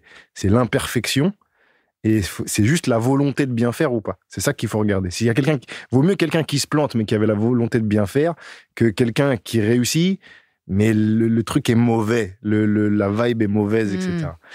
Et forcément, ouais, un enfant... sauf si t'en as rien à foutre de ton gosse, mais, ouais. Mais si tu t'en occupes, bah ouais, tu dis maintenant, tout ce que je vais faire, ça peut rejaillir sur lui. Donc, à aucun moment, je vais faire un truc qui pourrait potentiellement le mettre dedans. Oui, je prends des risques et tout ça, mais c'est ça qu'on me dira, au final. Il a tenté des trucs, il est allé, il s'est frotté un peu à ceux d'en haut, tu vois, qu'on peut jamais attraper par le callback. Bah, je l'ai fait avec des vannes, tu vois. Et si c'est juste ça qu'elle peut retenir de son père, elle n'aura pas honte. Tu vois, elle n'aura pas honte. Et peut-être même qu'elle sera fière. Ça, j'en sais rien. Mais... Et tu parles de ton enfant sur scène? De mon enfance, pas trop. De ton enfant? De mon enfant, ouais, c'est ça. Ouais, tu t'en parles. Mais je parle pas d'elle-même. Tu parles pas d'elle? Je parle de ce qu'elle a changé chez moi. En fait, parce que pour moi, son elle-même, il est trop éphémère. C'est-à-dire que là, son elle-même de 5 ans, c'est pas son elle-même de 6 ans, qui sera pas son elle-même de 8 ans. Donc si je parle d'elle, le problème pour les enfants, c'est qu'ils croient que c'est ce que tu penses maintenant. Oui, ouais. Tu vois? Et je veux pas qu'elle croie que ce que je pensais d'elle à 5 ans, je pense la même chose à 8 ans. Parce que, en fait, pour nous, je sais pas, par exemple, un repas, on en a fait, je sais pas combien de jours dans 10 ans, mais tu vois, t'as fait des milliers de repas. Eux, ils en sont qu'à des centaines. Oui. Donc chaque repas, c'est un truc de ouf. C'est une expérience, tu vois. Donc t'imagines voir son père devant des gens parler d'un truc qui t'est arrivé. Si ça se trouve que t'as pas aimé, mais c'est énorme. C'est énorme. C'est énorme. C'est un truc que ça peut être cataclysmique dans la tête d'un enfant, tellement c'est gros, tellement je te mets en slip devant tout le monde là, tu vois. Et ça, j'ai pas envie de ça. Si elle me casse les couilles quand elle sera adolescente et que j'ai envie de me venger, j'irai. Voilà, ce sera autre chose. Elle aura les armes, elle aura les trucs. Ouais. Mais c'est t'as vrai, voulu me prendre la tête, t'inquiète, tu vas te retrouver. C'est vrai que parler de quelqu'un, d'enfant, ça c'est clair, mais ou même son petit ami ou de. Ouais, c'est délicat. Hein, c'est trop. Parce que quand même, on fait du stand-up, on doit parler de notre life, de ce qu'on ressent, Mais t'es pas obligé de parler des gens. Tu peux parler de toi. Oui. T'es pas De obligé ce de que toi, parler t'as de ressent, ce que ouais. t'as vu. Ouais, ma fille, elle a fait ce truc, elle a fait... Ouais, ok, tu peux. Hein. Ouais, Si- ma fille a fait ça, mais Mais c'est je moi. ressens ça. Voilà, c'est moi, je me concentre sur moi. Ouais. Je parle du concept de responsabilité d'une vie. Par exemple, dans le spectacle, je dis, ça y est, là, tu sens que, ça y est, tu maîtrises vraiment un être et qui doit survivre. Et c'est toi qui dois le faire survivre. Et je parle de ça, du changement que ça a créé chez moi, des conneries que j'ai fait. C'est mes conneries, c'est pas les siennes, c'est les miennes. Ouais. Et du coup, bah, ça l'a fait marrer parce que c'est mes bêtises à moi. Oui. C'est papa, il raconte ses bêtises à lui et tout va bien. Puisque c'est papa qui se taille tout seul. Si je disais, putain, elle a merdé, elle a fait caca dans le bain et tout, là tu vois, tu poucaves même. C'est ça. Ouais, c'est une trahison. T'es une balance. Et du coup, non, j'ai pas envie. Et est-ce qu'elle est venue te voir sur scène? Bien sûr, elle est montée sur scène avec moi. Elle est montée? Ouais. C'est trop mignon. Ouais, c'est trop bien. Et elle capte, elle a le droit de regarder le spectacle du début à la fin? Ouais, elle regardera pas parce que ça va la saouler. Parce que c'est trop compliqué, tu vois. En fait, papa travaille, elle est elle est avec quelqu'un dans les loges. Elle fait sa live, tu vois. Elle capte les loges, elle a compris tout ça, elle est dedans. Le truc, elle a compris. Même je l'emmenais sur des plateaux avec moi, qu'elle voit que je peux passer d'une salle de 50 à une salle de 2000, tu vois. Ce métier, il est fluctuant, il est... Et surtout, comme je sais que, voilà, bon, je suis pas le plus connu des humoristes, mais j'ai quand même une certaine visibilité, un truc, on va m'arrêter dans la rue pour une photo, un machin. Je veux que ce soit tranquille pour elle. Ouais, qu'elle comprenne pourquoi. Qu'elle comprenne pourquoi il y a des gens qui s'arrêtent en souriant et qui sont contents. Et je dis, il y aura peut-être sûrement l'inverse aussi un jour. Il y aura peut-être quelqu'un qui viendra te voir toi pour dire, ce qu'il fait ton papa, c'est un peu pourri quand même, non? Mais c'est pas grave. C'est pas grave. Tu as vu les gens qui venaient souriants. Tu as vu les salles où il y avait du monde qui rigolait, etc. Tu as vu tout ça. Rassure-toi. Il y a des gens qui aiment ce que fait ton papa, mais comme tout, il y a des gens qui n'aiment pas, mais qui vont vouloir passer par toi pour faire du mal. Et tout ça, comme je pourrais pas être là tout le temps, je préfère lui dire. C'est qui passe. Hein. Bien sûr. Dans la cour, il y a des enfants plus âgés qui demandent ouais, tu peux avoir un autographe de ton père ou de ta mère. Encore ça, c'est cool. Petit peu. Ouais, mais quand même. Ça, je préfère ça plutôt que l'autre qui va dire ton père ou ta mère, ils sont pas marrants, tu vois. Un début de transaction de quelque chose. C'est normal parce que. Il y a moyen d'avoir un. Parce que c'est exceptionnel. On peut se faire de l'oseille. C'est exceptionnel, mais il faut les armer à ça. Ouais. Tu vas leur dire, ça va se passer. Ça va se passer. On va passer par toi pour... C'est ça va. Moi, j'avais fait ça déjà avec mon frère et ma sœur. Tu vois. Vous êtes trois. Êtes trois, ouais. Ils sont plus jeunes que toi. Ils sont plus jeunes, 22 et 18, tu vois. Donc, pile poil dans... Donc, je leur avais dit à l'époque, adolescence et tout, je leur avais dit, voilà, il y a forcément, à un moment donné, des trucs qui vont rejaillir sur vous, etc. Moi, je fais tout ce que je peux pour que quand je sors quelque part, pas d'Herchem, pas de, tu vois, vous allez être fiers du grand frère, normalement. Mais même si je faisais un 20 sur 20, il y aurait quand même des gens pour vous tacler, parce qu'ils oseront pas me tacler moi, mais ce sera plus simple avec vous. Et ils l'ont très bien traversé, ce truc-là. Bon, maintenant, ils sont grands, tu vois. Là, maintenant, c'est plus un avantage pour eux qu'autre chose, tu vois. Mais c'est cette période entre, tu vois, 10 ans et 16, 17, où il faut être archi vigilant, je pense, parce que c'est là où tu peux avoir un peu des dingueries. D'ailleurs, en parlant de dingueries, est-ce que tu peux me dire une dinguerie qui est arrivée sur scène, un souvenir de dinguerie, un truc de ouf? Un truc cool ou un truc... Les deux, tiens, un truc cool et un truc moins cool. Par quoi je commence? Par le cool ou le moins cool? Le moins cool? Le moins cool... J'ai eu plein de trucs, mais moi, il m'arrive que j'ai des gens qui sortent de la salle. Mais souvent, c'est pour une bonne raison. C'est-à-dire que, en fait, dans mon spectacle, j'essaye de pousser les limites physiques du rire. C'est-à-dire d'arriver à ce que ton corps soit en rupture à certains moments. J'ai besoin d'oxygène, il faut que je sorte. Ok. Tu vois, et donc des fois, j'arrive à faire sortir une ou deux personnes où c'est mort. Ils savent que... Ils ont besoin de prendre l'air. Ils ont besoin de prendre l'air. Respirer, reprendre... Et pourtant, j'en ai eu, tu vois, des gens pas contents ou des casse-couilles, tu vois. D'ailleurs, il y avait un truc une fois au Comedy Club, il y avait un mec bourré, mais bourré dur, tu vois, les bourrés de... Normalement, ils sont dans le métro en train d'hurler, tu vois. Et mec, je t'écoute pas, m'en fous. Premier rang, tu sais, la première table devant et tout. Et je le vois là, et je me dis, ouais, mais ça, tu vois, déjà, tu peux pas faire d'impro. C'est mort, parce que le mec, il va t'insulter, en fait. Ferme ta gueule et tout, machin. Et en fait, le mec... J'étais arrivé, je lui ai parlé à l'oreille. Je dis, écoute-moi bien, ça, le bâtard. Il dit, maintenant, il n'y a plus de vannes, il n'y a plus d'humoristes, il y a toi et moi. Tu sais, personne n'entendait, plus de micro, plus rien. Il y a toi et moi. Je dis, la tête de homme, crie tout ce que tu veux. Mais sors, soit maintenant, soit on sort tous les deux et là, j'arrête tout. Parce que tu vas tout me niquer de toute façon, donc je peux rien faire. Et après, il a pu parler. C'est pas vrai! Il a pu parler parce que, en fait, il s'est dit, oh merde, en fait, il existe. Dessoulé. Il existe. Il existe. Tu vois, il n'est pas juste sur scène. My God. Tu sais, j'ai descendu les petits escaliers. Ouais. T'as vu, c'est tout petit, hein, c'est 1 mètre. C'est 1 mètre. Mais on est passé de DVD à il y a un vrai cum. Ouais. Et en fait, tu l'as un peu dessoulé, il a repris ses esprits, il s'est dit, là, oh en là fait, là. tu sais, le mec, il a senti, ça a gratté un peu sur le côté. Il y a un truc. Ah, il y a un vrai gars, en fait. Faut que je me calme. Et il a arrêté de parler. Ouais. Mais une fois, il y a vraiment quelqu'un, parce que je fais un truc au début du spectacle où je dis, voilà, pour que ça marche, les humoristes, c'est bien que tu aies une polémique. Parce que la polémique, ça rend le public curieux voyeur. C'est un peu comme l'accident sur l'autoroute. Il n'y a pas un bras, une jambe, un truc. Tu as envie de voir, ça. Tu vois. Et dis, moi, ça fait, je ne sais pas s'il y en a qui écoutent mes chroniques, ça fait 2 piges que j'essaye de déclencher une polémique. Ça ne vient pas. Et dis, en fait, je sais ce que je vais faire. Je vais attaquer la communauté sur laquelle on ne peut rien dire. La communauté, parce qu'il y a beaucoup de souffrance à travers l'histoire. Il y en a qui ont des petites couettes, tout ça. Et je m'arrête là. Et là, il y a quelqu'un qui se lève. Parce que je vais te faire le spoiler de la vanne, c'est qu'en fait, je dis ça. Et normalement, je dis, donc vous avez bien compris de qui je parle des femmes. Ah, et tout le monde pense aux juifs. Tout le monde pense aux juifs et tout. Et je parle des femmes, tu vois. Pareil, souffrance à travers l'histoire, petite couette, machin, sur laquelle on peut rien dire maintenant, parce que aujourd'hui, les polémiques. Sauf que j'ai pas le temps. Il y a quelqu'un J'ai pas le temps de dire des femmes. Et il y a quelqu'un qui se lève. C'est inadmissible, machin. Je suis pas venu ici pour entendre des trucs antisémites. Je dis, mais ma sœur, Attends, laisse le truc. Évidemment, je laisse un malaise entre ça et la révélation du truc. Oui, parce que c'est l'effet. L'effet, c'est ça. Puis en vrai, la vanne, elle est pas grave. Enfin, tu vois, même si j'avais dit des juifs, c'est pas très grave, tu vois. Mais en fait, elle met une espèce de tension de fou, mais tu vois, en plus, elle était en plein milieu, donc elle se levait pour sortir, elle parlait. Donc il y a des gens qui commencent à s'embrouiller avec. En fait, là, je peux plus rien faire. Tu vois, elle n'a pas écouté jusqu'à la fin. Je peux plus. En fait, quand il y a quelqu'un qui réagit, il y a eu des gens qui ont réagi bien plus fort que ça, mais tu pouvais faire un truc. Tu vois, tu pouvais réagir, faire une impro, calmer, machin.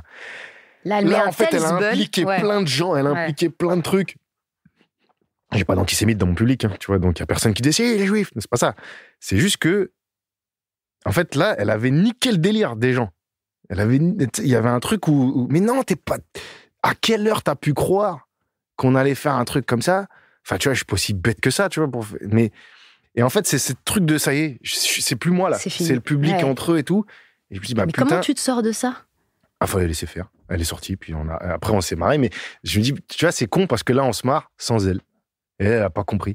Je dis après, elle est un peu conne, tu vois, parce que franchement, pour réagir de manière aussi épidermique sur un truc. Ouais, c'est bizarre. C'est quoi ton problème? Qu'est-ce que tu voulais faire un coup? Tu voulais faire quoi? C'est bizarre.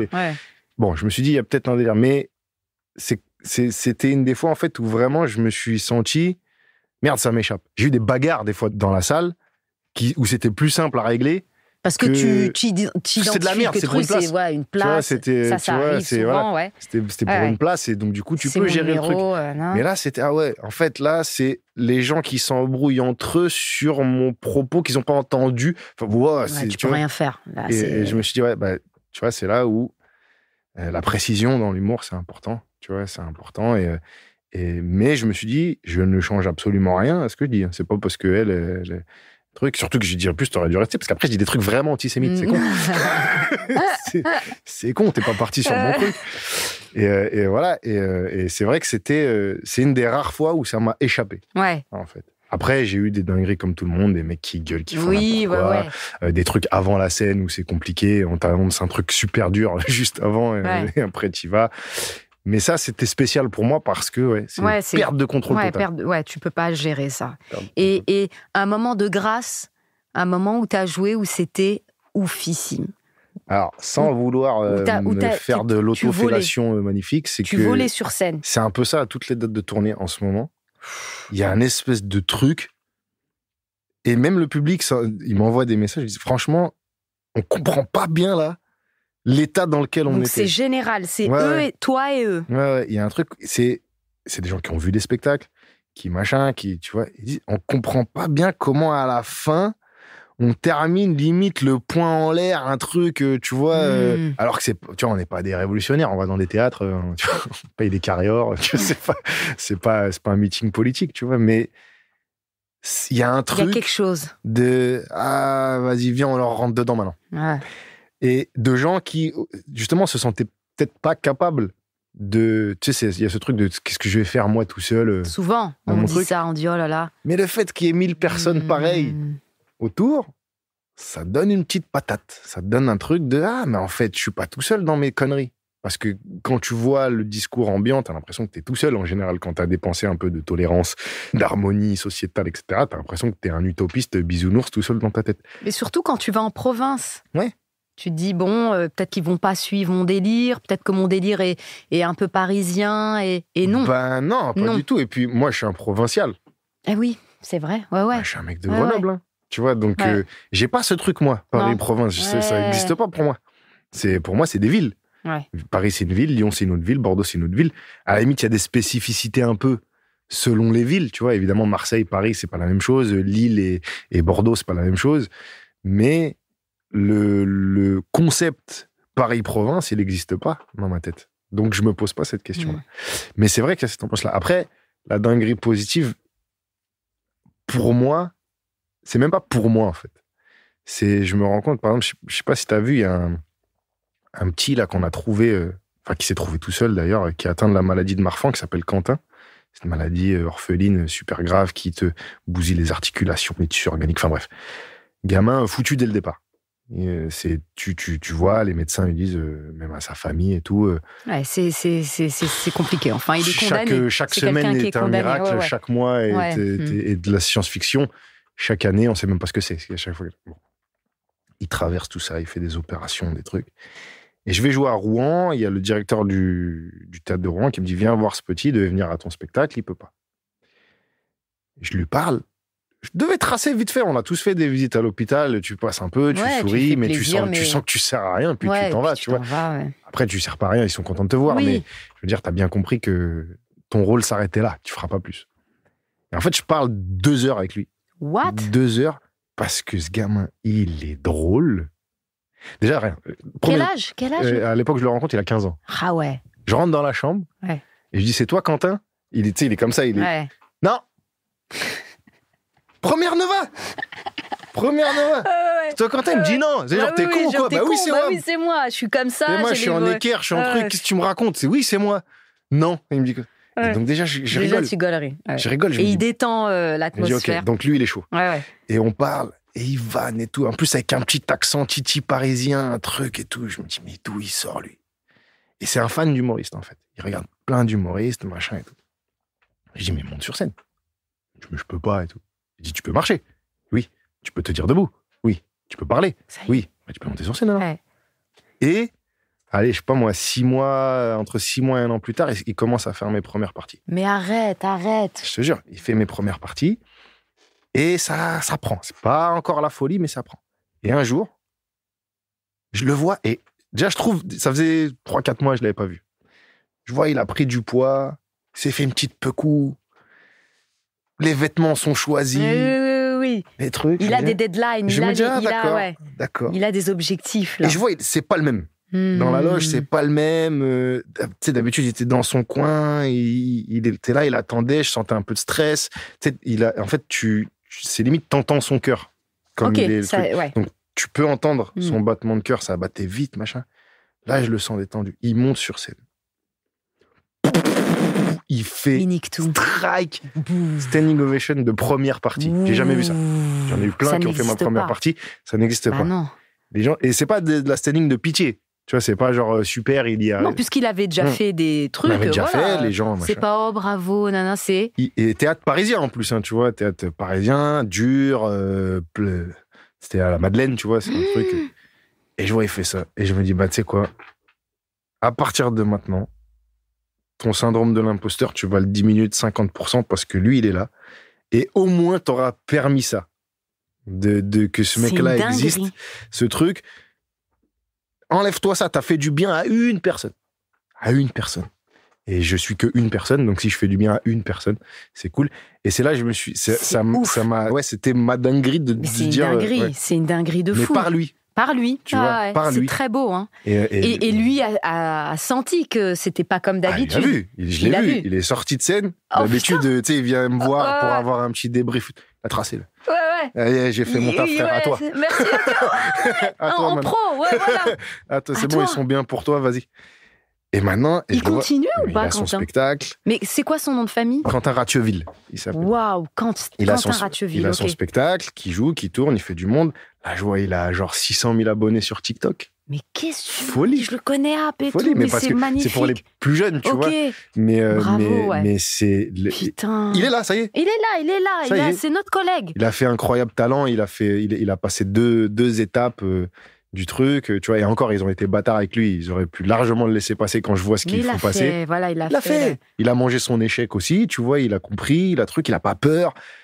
Et de voir ça, c'était la première fois que je m'occupais pas de moi. Parce que sinon, on est que sur nos gueules, en vrai. C'est ma gueule, mon spectacle, ma tête, mes vannes, ma promo, mes réseaux, mes moi, mes likes, mes partages, mes trucs. Et là, pour une fois, c'est pas WAM. Et c'est bien, ça tue. Et en plus, je le produis pas. Tu vois, je veux pas avoir ce truc. Il n'y a pas d'argent, de machin, de ces... Je veux pas avoir ça, moi, avec lui. Je veux pas ce rapport. Il y a pas de thune. C'est viens kiffer. Et là, je dis, c'est bon. T'as fait un truc bien une fois. T'as fait plein de merde, t'as fait plein de comportements humains que j'aurais pas voulu faire, mais que j'ai fait. Là, t'as fait un truc cool. C'est une jolie histoire, hein. Écoute, c'est la nôtre avec Quentin et on est très fiers de ça. Et je te jure, lui, il va faire plein de trucs. Magnifique. On va le foutre dans des films. Il va kiffer. Il va kiffer sa vie. Magnifique. Et est-ce que t'aimes les surprises ? Ça dépend. Ça dépend. Les surprises positives, évidemment. Évidemment. Et encore, quoique. Tu vois, moi, je supporterais pas une fête surprise. Ah ouais, un anniversaire surprise. Pourquoi ? Tous les stand-uppers n'aiment pas. Non, c'est vrai ? Ouais, je sais pas pourquoi.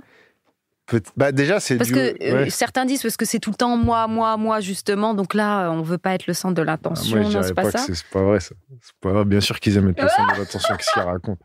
Ah, les menteurs. Non, je pense que c'est parce que tu maîtrises pas. Tout simplement. Ah, intéressant. Parce que tu maîtrises pas et qu'il y a peut-être des univers qui vont se mélanger. Tu voulais pas qu'ils se mélangent. Tu vois, des gens du métier avec tata machin qui va dire n'importe quoi. Enfin, tu vois, t'as pas envie. Ces trucs-là. Mais c'est pas une histoire de centre d'attention. C'est un truc de mytho, ça. C'est pas vrai. Si on n'aimait pas être le centre de l'attention, on ferait pas ce métier. On ferait pas ce métier. C'est pas normal. Qu'est-ce que c'est que ça ? Hop, surprise. Ah oui, d'accord. Mais oui, en plus, tu fais des cadeaux aux gens. Oui. Putain, mais ouais. Alors ça, voilà. C'est pas que j'aime pas les cadeaux. C'est que quand on me fait un cadeau, j'ai l'impression qu'il faut que j'en fasse un. Ah oui ? Ouais, j'ai l'impression qu'il faut que j'en fasse un. Tu te sens je me dis, merde, je lui dois un redevable. truc. Ah ouais. je lui dois un truc, tu vois. Peut-être pour ça que j'aime pas... Waouh. Attends, je vais mettre bien de la lumière. C'est du basket, ça, c'est quoi ? Je sais pas si tu reconnais, c'est Busta, jeune. Et en fait, derrière, on dirait une inspi un peu basket. Absolument. Et Busta, je sais que tu as fait de la danse. Oui. Pareil, moi aussi, je fais beaucoup de danse. Ouais.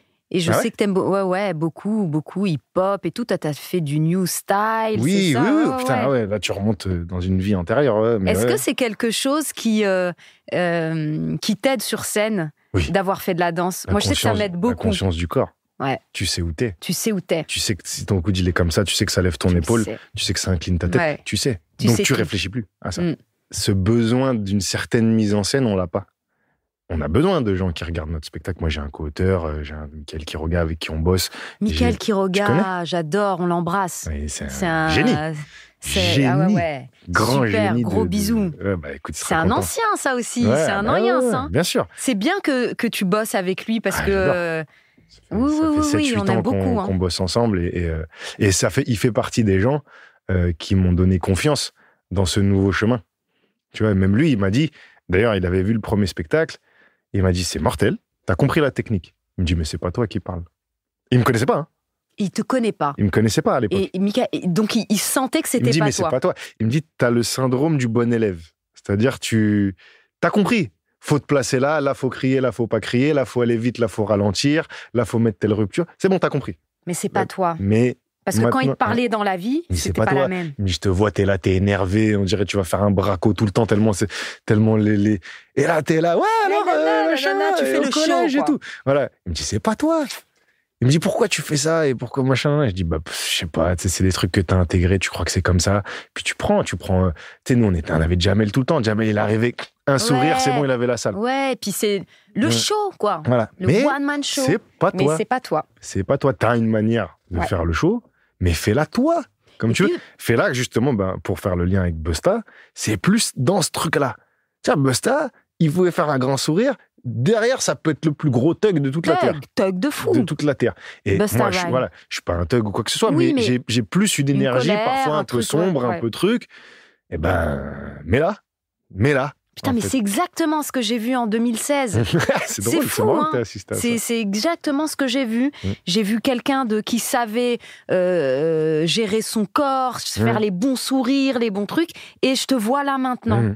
Ah ouais, c'est fou. C'est ouf. T'as trouvé ton chemin, quoi. En tout cas, je suis sur une meilleure voie que celle que je prenais, mais c'est pareil, tu vois, j'ai eu des déclics et tout, des fois, où je me rendais compte de ce que je faisais, genre pour l'oseille, tu vois, où tu te retrouves dans un truc, je me suis retrouvé dans le meilleur pâtissier. Je dis, mais qu'est-ce que je fous là? Alors, c'était super bien payé, j'avais besoin d'argent, il y avait de la famille qui avait besoin d'oseille, tu le fais et tout. Et puis tu dis, mais vraiment, et je vais faire quoi après? Tu vois, c'est-à-dire, tu dis, ok, je me perds totalement. Mais au moins, tu l'as fait et t'étais lucide, tu t'es rendu compte de ça et tu l'as plus refait. J'ai plus refait, voilà, non. Et c'est tout. Parce qu'il y en a qui vont faire meilleur pâtissier, après meilleur. Et qui vont rester là-dedans et qui vont être peut-être malheureux. Mais ça va te broyer. Ça va te broyer. Mais voilà, moi, en tout cas, on t'a déjà appelé pour danser avec les stars? Ah, mais tu sais qu'ils m'ont fait un coup incroyable. Ils t'ont déjà appelé? Moi, ils m'ont appelé. Tu sais que j'étais vexée quand ils m'ont appelé. Ah, moi, j'étais pas vexé parce que... J'ai dit non, j'ai encore des trucs à faire. Parce qu'il y a deux façons d'aborder Danse avec les stars. Oui, il y a alors vas-y. T'as beaucoup de carrière et ils t'appellent. Ça veut dire raccrocher, monsieur, c'est terminé. C'est fini. Soit tu danses bien, vraiment, mais soit pour tu de vrai. viens d'arriver et ça va être un petit boost. Ah, ouais, ok. Tu vois, quand tu viens d'arriver, ça peut être un sacré boost. Ouais. Tu te retrouves devant 4-5 millions de gens qui vont peut-être aller un peu regarder ton taf, après truc. Si tu danses bien, si en plus tu t'affiches pas, il y a peut-être un coup à jouer. Et moi, il m'appelle pour ça. À l'époque, j'ai 24, 25, tu vois. Ouais, c'est ça, ces âges-là. Là, ils montrent les cachets, là. Ouais, cachet de port. TF1, c'est cachet de port. Ça parle 5 chiffres, 6 chiffres. Tu dis, pour faire quoi? Pour danser 3 fois. En plus, je vais me faire têche parce que je suis pas le plus connu, truc. Donc, je lui dis, tu sais quoi? Viens, on va voir. Donc, tu lui dis un oui de principe. Je fais un oui. Ils me font faire le truc, un essai. C'était avec Denitsa. C'est ma pote en plus maintenant, Denitsa. Waouh. On fait le truc, on fait l'essai et tout, machin. Et puis après vient la question de l'oseille, machin. Et j'avais vu les cachets des trucs. Et moi, je vois ce qu'ils me proposent. Je dis, allez, arrêtez. Bâtard. Tu dis, arrêtez, vous me respectez pas là. Bâtard, ils me payent une pige. J'ai dit non. J'ai dit, c'est mort. J'ai dit jamais de la vie. Déjà, ça me fait mal au ventre d'y aller. Mais dans l'état actuel de mes finances, ce n'est pas possible. Je l'aurais peut-être fait, tu vois.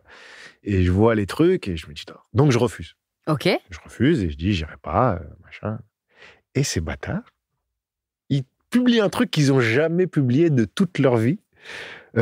Walidia recalé du casting de Danse avec les stars. Donc ils mentent. Ils mentent. Ouais, ils mentent. Ils mentent, et je vois ça, c'est sur touche pas à mon poste. Machin. Je me dis, mais d'où je suis important à ce point-là pour que vous fassiez un truc. Tu sais, je veux dire, ils me connaissent pas, mais je sais pas, il y avait une volonté de dire, genre, il a dit non. Il a dit non, nous, on va dire qu'on l'a pas pris. Ouais.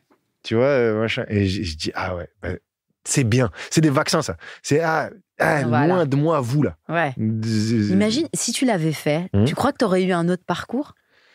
Une autre... En fait, c'est que j'aurais été moins crédible dans ce que j'aurais voulu dire derrière. Ça aurait été plus dur. Mais en même temps, oui et non. Parce que, en fait, il faut être honnête. C'est-à-dire, il faut dire, OK, t'arrives dans un système qui, de base, déjà, soit ne veut pas de toi, soit veut t'exploiter de la mauvaise façon.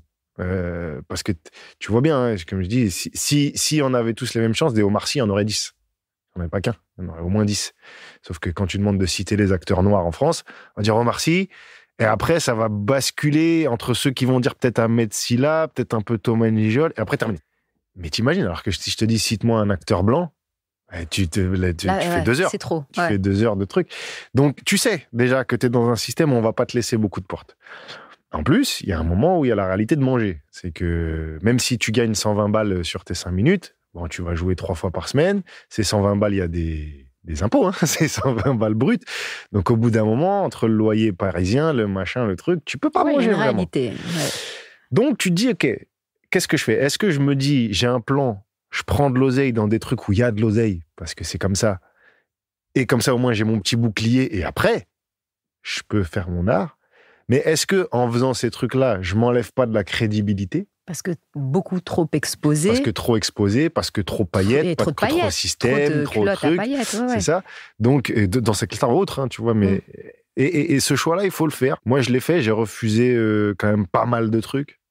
Tu sais, les fictions à la con, là, les coups de cœur à je sais pas quoi. On m'a proposé, moi, coup de cœur à Dubaï, coup de cœur à... Donc, tous ces trucs-là, j'ai dit non. C'est-à-dire, là, j'ai refusé plusieurs fois des maisons. J'ai refusé des maisons, là. J'ai refusé plein de maisons.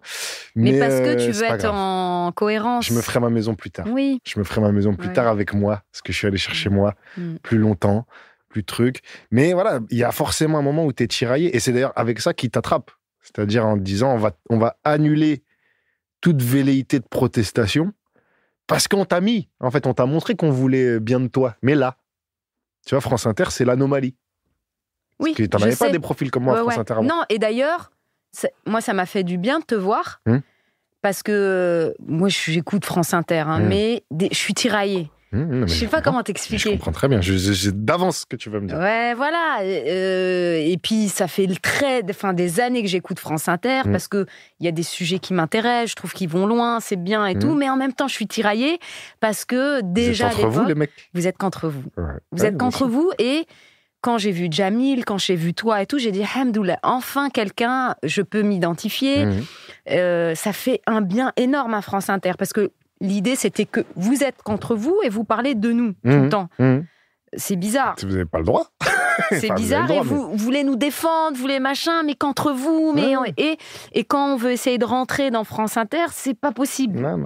Donc, vous me mettez mal à l'aise, en fait. Mais pourtant, j'adore écouter parce qu'il y a des sujets qui m'intéressent. Le contenu, il est propre.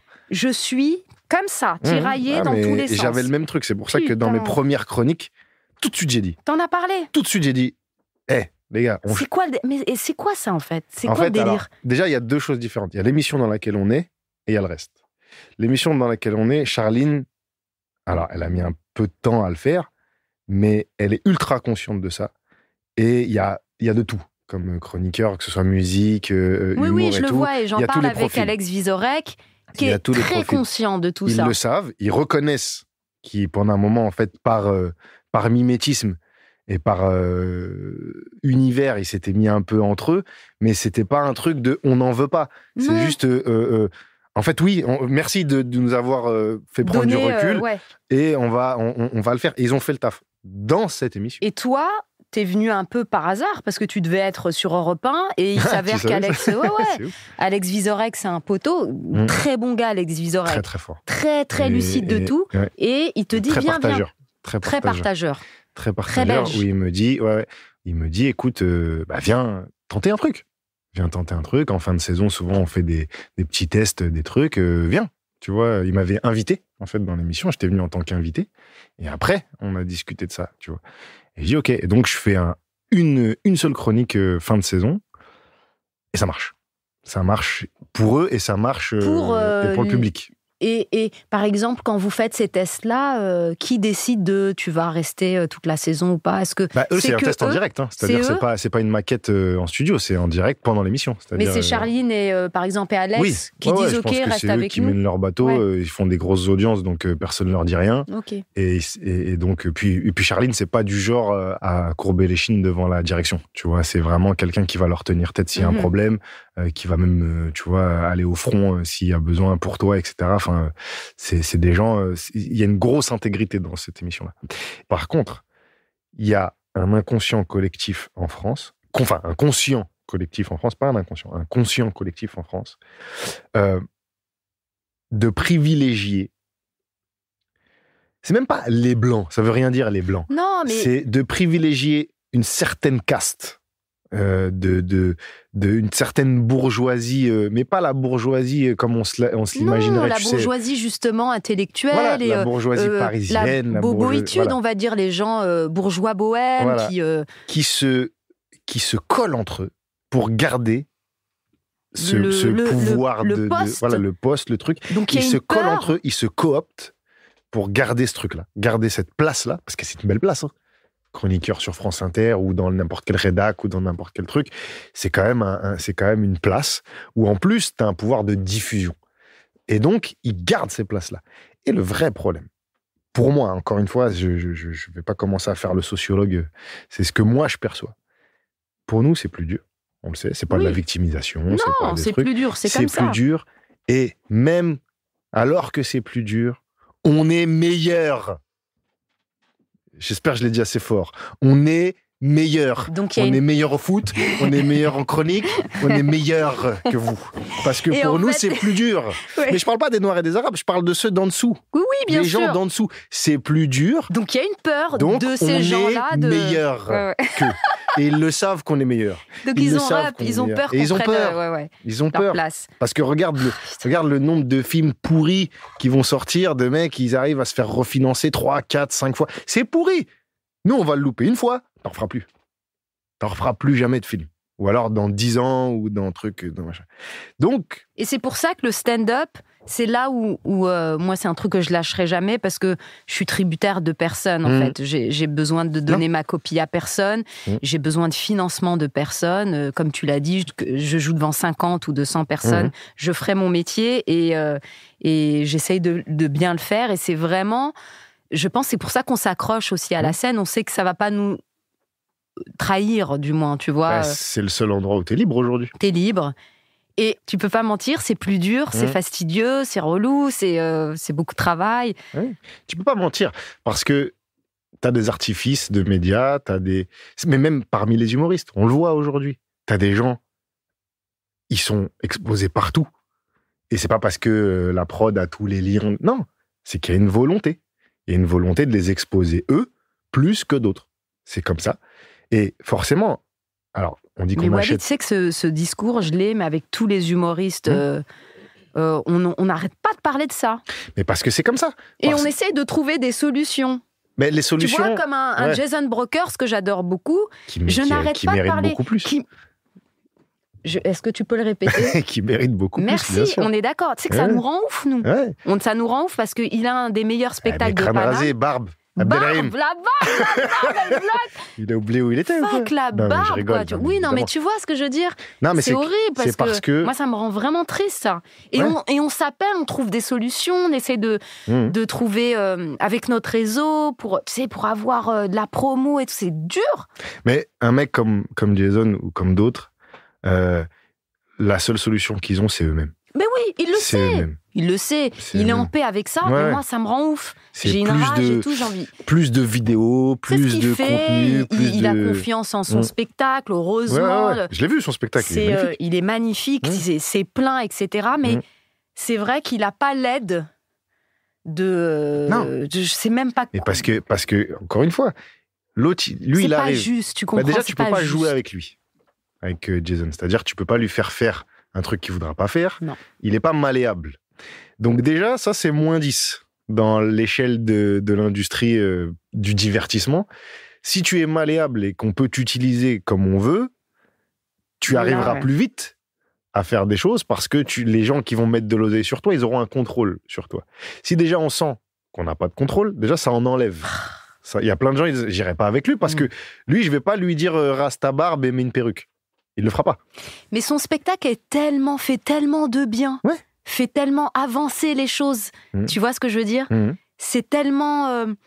c'est constructif, ça peut tellement tirer tout le monde vers le haut. Oui, mais c'est pas le but. Tu sais, quand je viens de finir un reportage là, qui s'appelle Is it black enough for you? Est-ce que c'est assez noir pour toi? Sur tout le cinéma américain et la position des Noirs dans le cinéma américain, etc. C'est sur les plateformes? Ouais, sur Netflix. Ah, sur Netflix. Et ça te montre à quel point des mecs d'un talent, mais tu vois, Sammy Davis Jr., etc., des mecs se sont fait barrer la route pour des raisons qui n'étaient même pas commerciales. C'est-à-dire que les films marchaient. C'est vraiment qu'on disait, non, aujourd'hui, on ne peut pas représenter ce noir-là de manière positive, avec du courage, avec une certaine virilité qui plairait, pas une virilité toxique, tu vois, mais une virilité une expression de solidité, etc. On va couper ces gens. On va leur mettre une estime d'eux-mêmes. C'était un vrai travail idéologique, hein. Faire en sorte que quand ils se voient, ils se voient faibles. Ce qui est encore aujourd'hui en France, hein. En France, trouve-moi un acteur noir ou arabe dans un film qui le magnifie.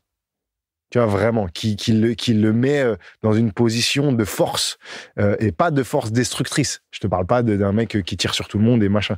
Dans une position de force. Ouais, c'est rare, il y en a très peu. À part un Tahar Rahim peut-être, mais parce qu'il... Rahim, il fait des bons choix. Oui, t'as vu à quel point il faut être exceptionnel. Ouais. Mais c'est sporadique. C'est sporadique, ces trucs-là. Et c'est des gens qui font tout, du coup.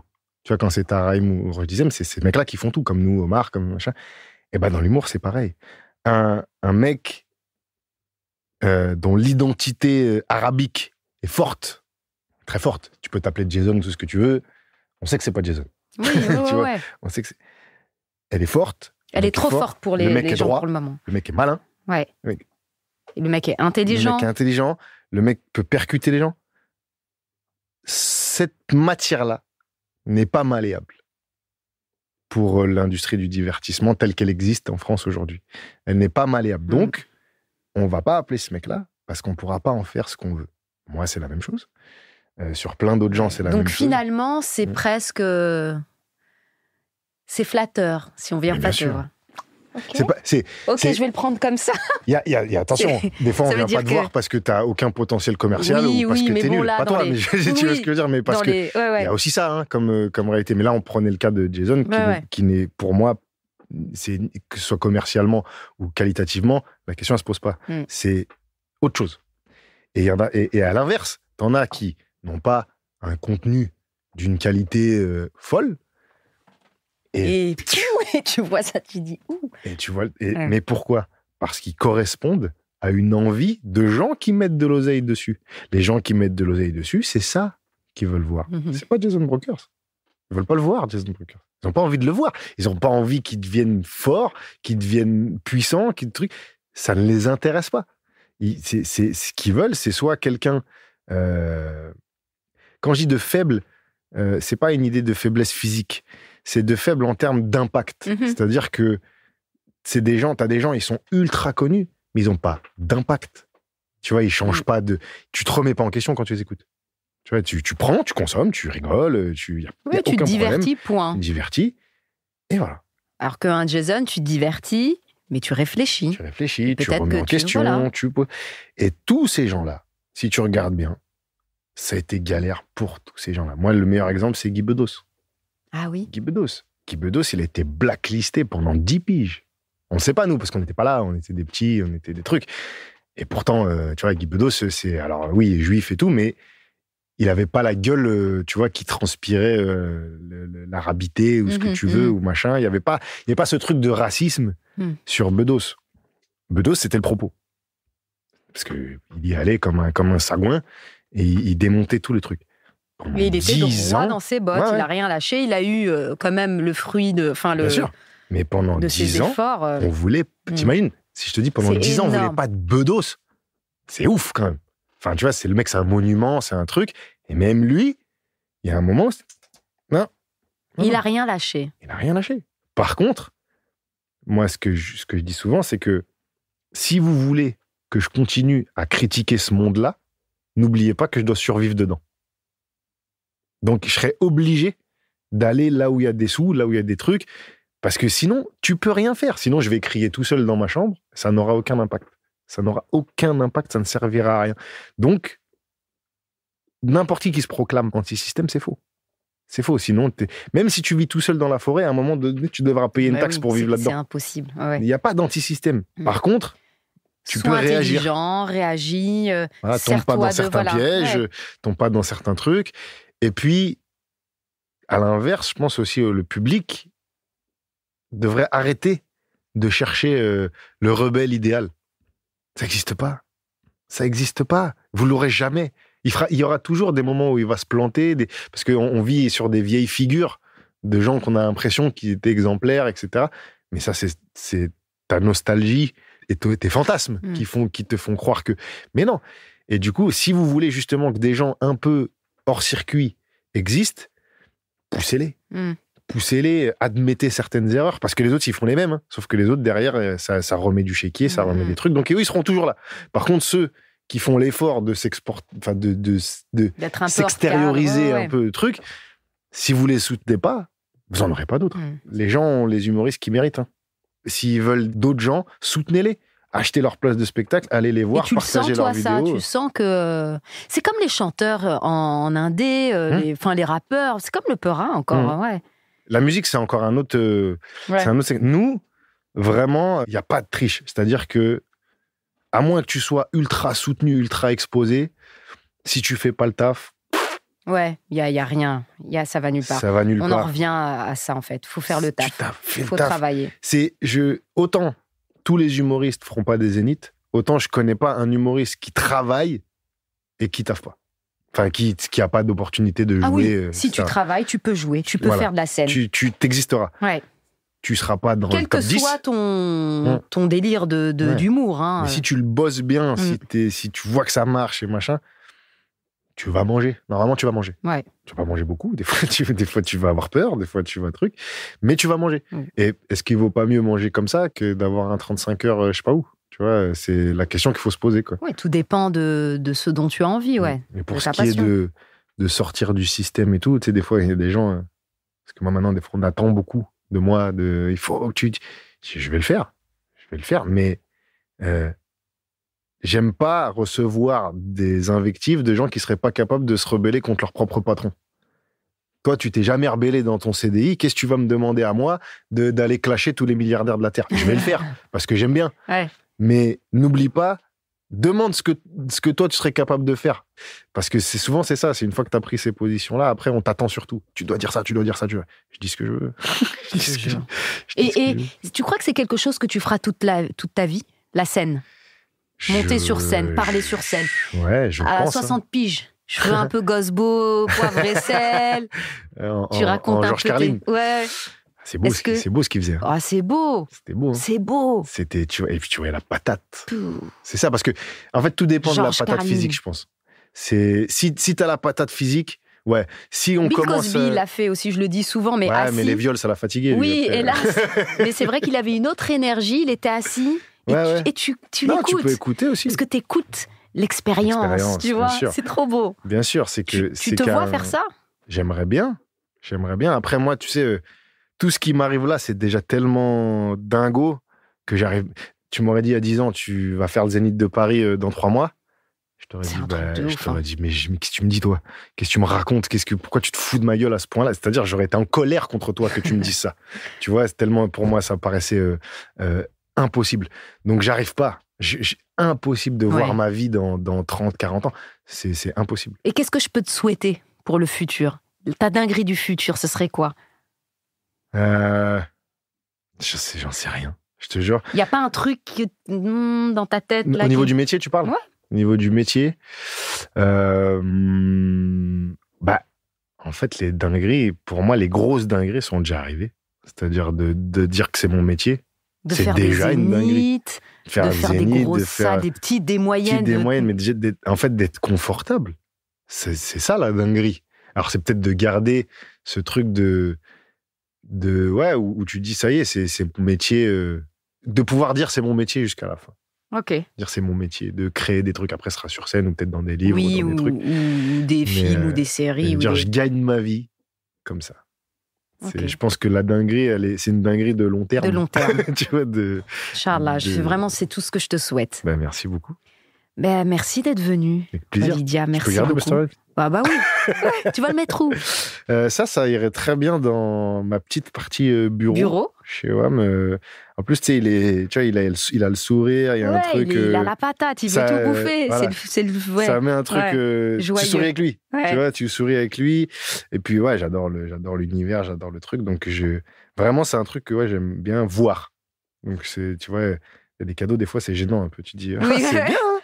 C'est bien. Quand t'as une voix trop aiguë, c'est bien. C'est super.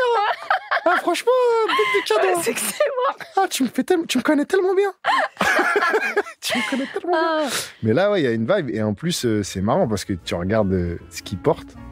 C'est la mode de maintenant. Alors que le truc, ça doit avoir 30 ans, cette photo. Et c'est revenu à la mode. Et c'est là. Ça y est. Donc, c'est un éternel recommencement, de toute façon. Ils sont là. Ils sont là, les gars. Et il a grossi quand même depuis. Oui, beaucoup trop. Le succès. Merci d'être venu et merci de nous avoir écoutés. C'était Walidia et Amel Chabi.